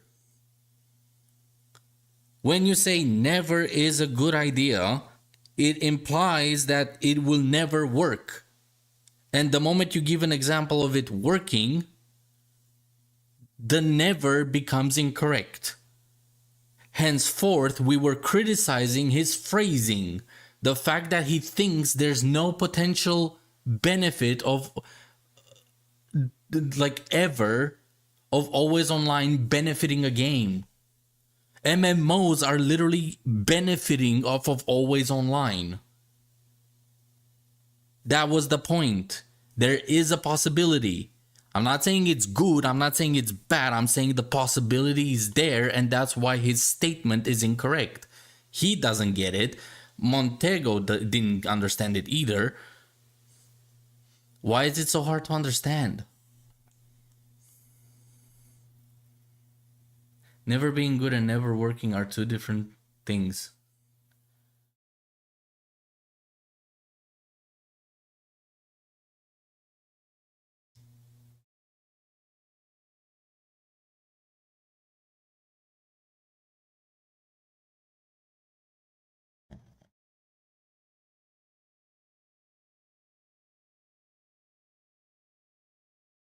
What is the benefit? Because I'm curious now. For an MMO to be an MMO, you require an internet connection. Otherwise, there's no MMO. MMO stands for Mass Multiplayer Online. If you have no always online, there is no such thing as an MMO. It's only an RPG.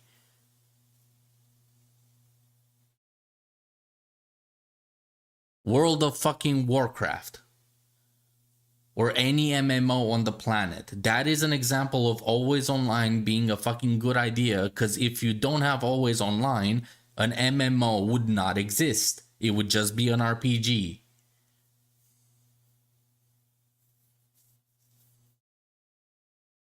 Is this the official stream of the Cornwall Librarian Party? I have what?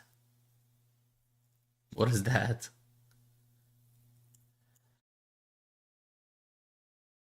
Cornwall. What? Cornwall Libertarian, sorry.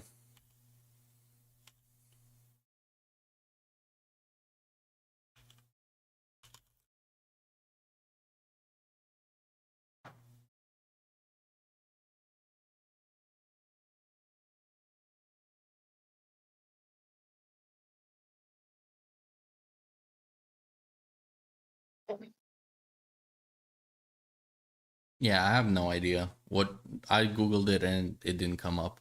You're all still going on? It took so long. I was able to read my favorite book, The Picture of Dorian Gray, in its entirety. It's not a very great book.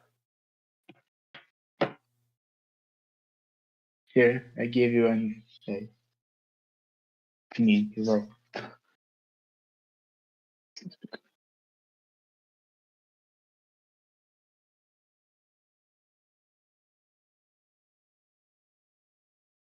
They benefit for they exist because of the online only, but I'm not seeing how they benefit from it. Well, they benefit from it by being online only. Otherwise, it's not going to be an MMO. It's going to be an RPG.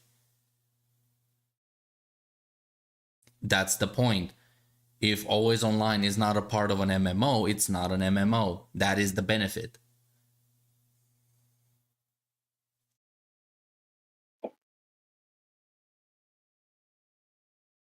That's a subjective view, that is. So are you saying MMOs don't benefit from always online? I read it. I was forced to read it at school, And so actually. the benefit is a name. No, it's not a name, it's a genre.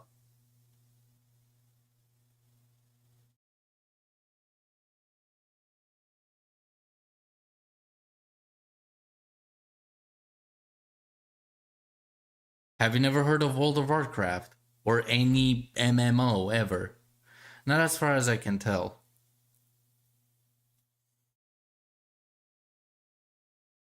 So you do not see a benefit in having an RPG that is always online and allows you to play with people at any point in time.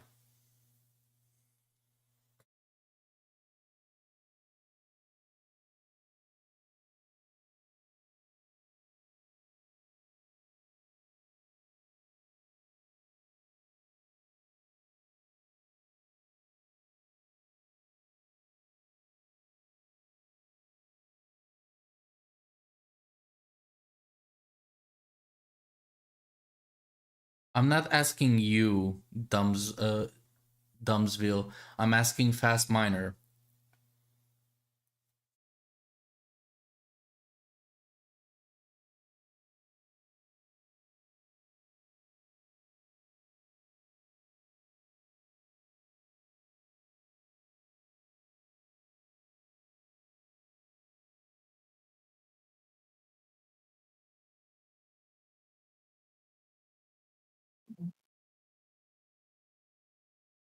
Allowing you to play with people is just being online. Most games now have that. Being always online is different.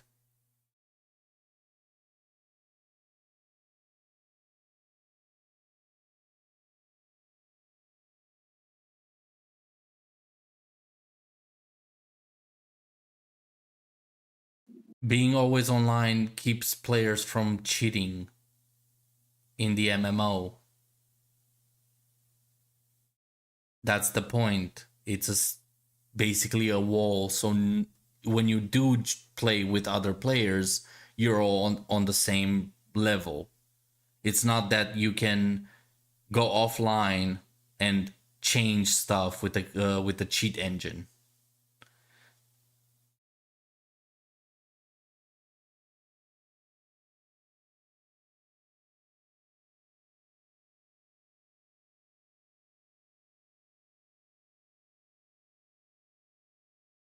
It doesn't. They still cheat.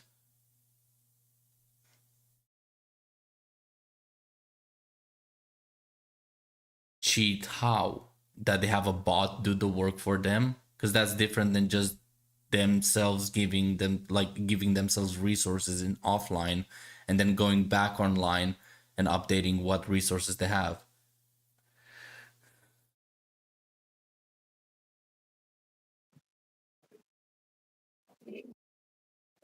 Those are two types of cheating.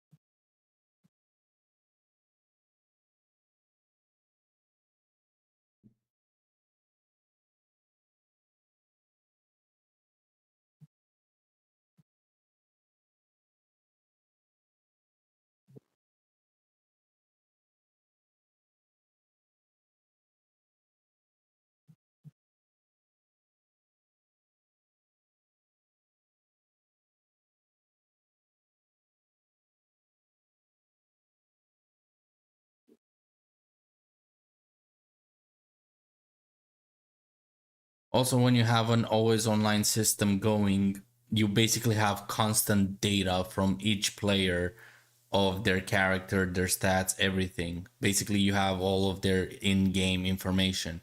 And when you do have all of their in-game information, you can easily spot when a sudden change happens, i.e., they give themselves levels or extra points and shit.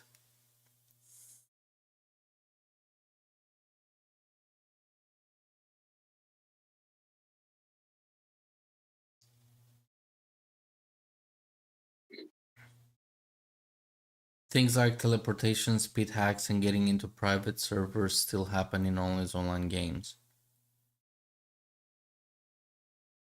Yeah, but that is because of poor security, not because of the online always online aspect. Always online can spot those still, by the way, because they can see you teleport because of the information. Some like the information says you're in this location and suddenly you are in a different location. It can be tracked.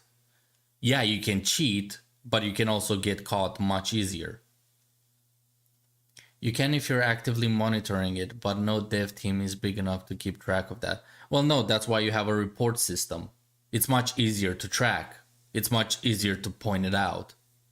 Compared to if you didn't have always online, people could just move in offline, or they could teleport in offline mode and then go back online and basically pretend that they walked that entire distance on single player. But when it's always online, they will see that it's instantly been moved. It's not like they loaded a different save and they teleported in a different location because of the save. It's instant tracking of changes in stats and location and basically information.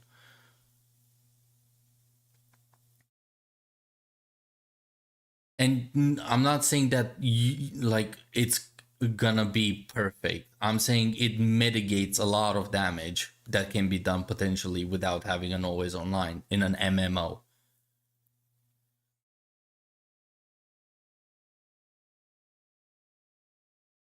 It's not perfect, but it's a solution to most problems.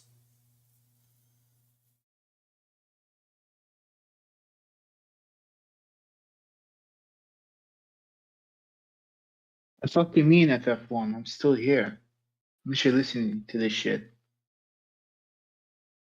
Hey man, I messaged the CLP leadership and they're not sure either why your stream is linked, but it is. Did you do that? The fuck is CLP?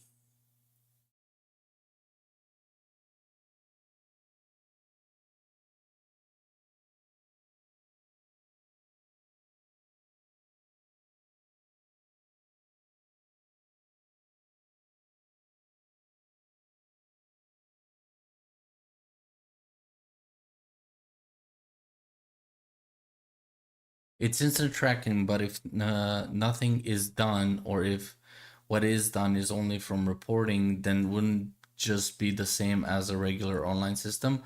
Well, no, because with a like I said, with a regular online system, you would require visual, like a video proof of them teleporting around, but they could always just link like going offline, load a different save, and be in a different location because of the save.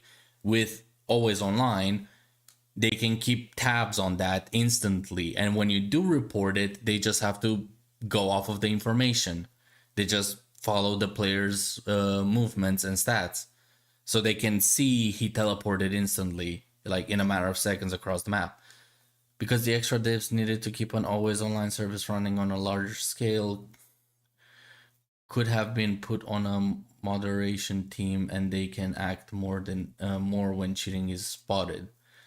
No, there's other ways to track outside of video. No. The video, well, you would require proof without an always online, because the server slash the game developers have no information of why it got, like, why the player appeared there.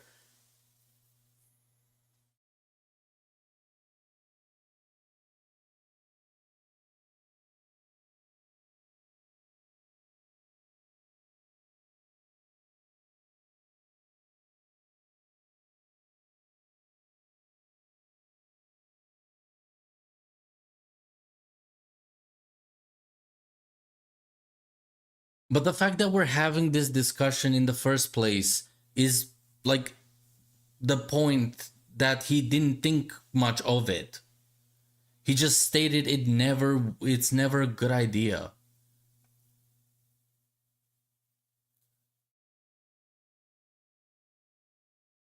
I have no idea what CLP is.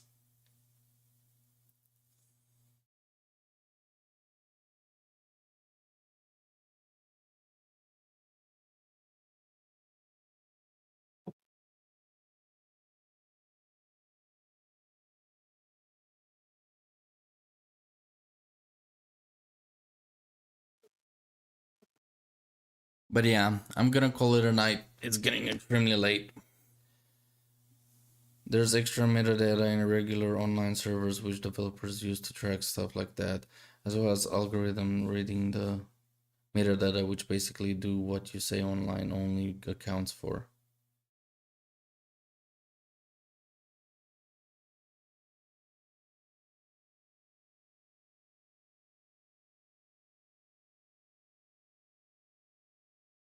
At least if the online is well designed. Well, yeah, but that at that point is just execution. The fact that we're discussing this at all is like do you expect Violet thought of all of this at all when he just made the claim it never is a good idea?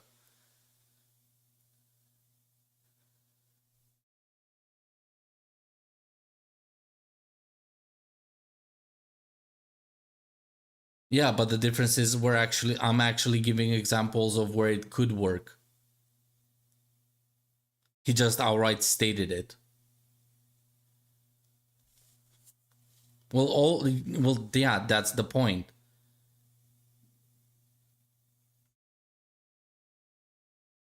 Both can be poorly executed, but the fact that it's never gonna work is the issue. Or it's never a good idea.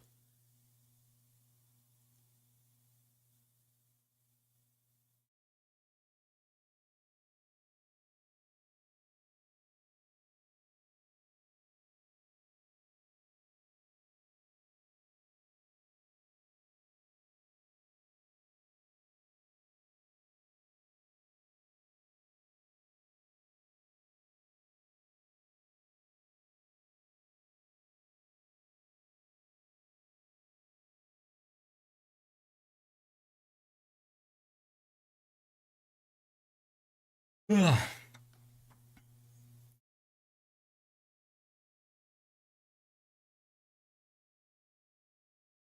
Alright, I'm calling it a night. Hope you all enjoyed the stream, and I'll see you all in the next one.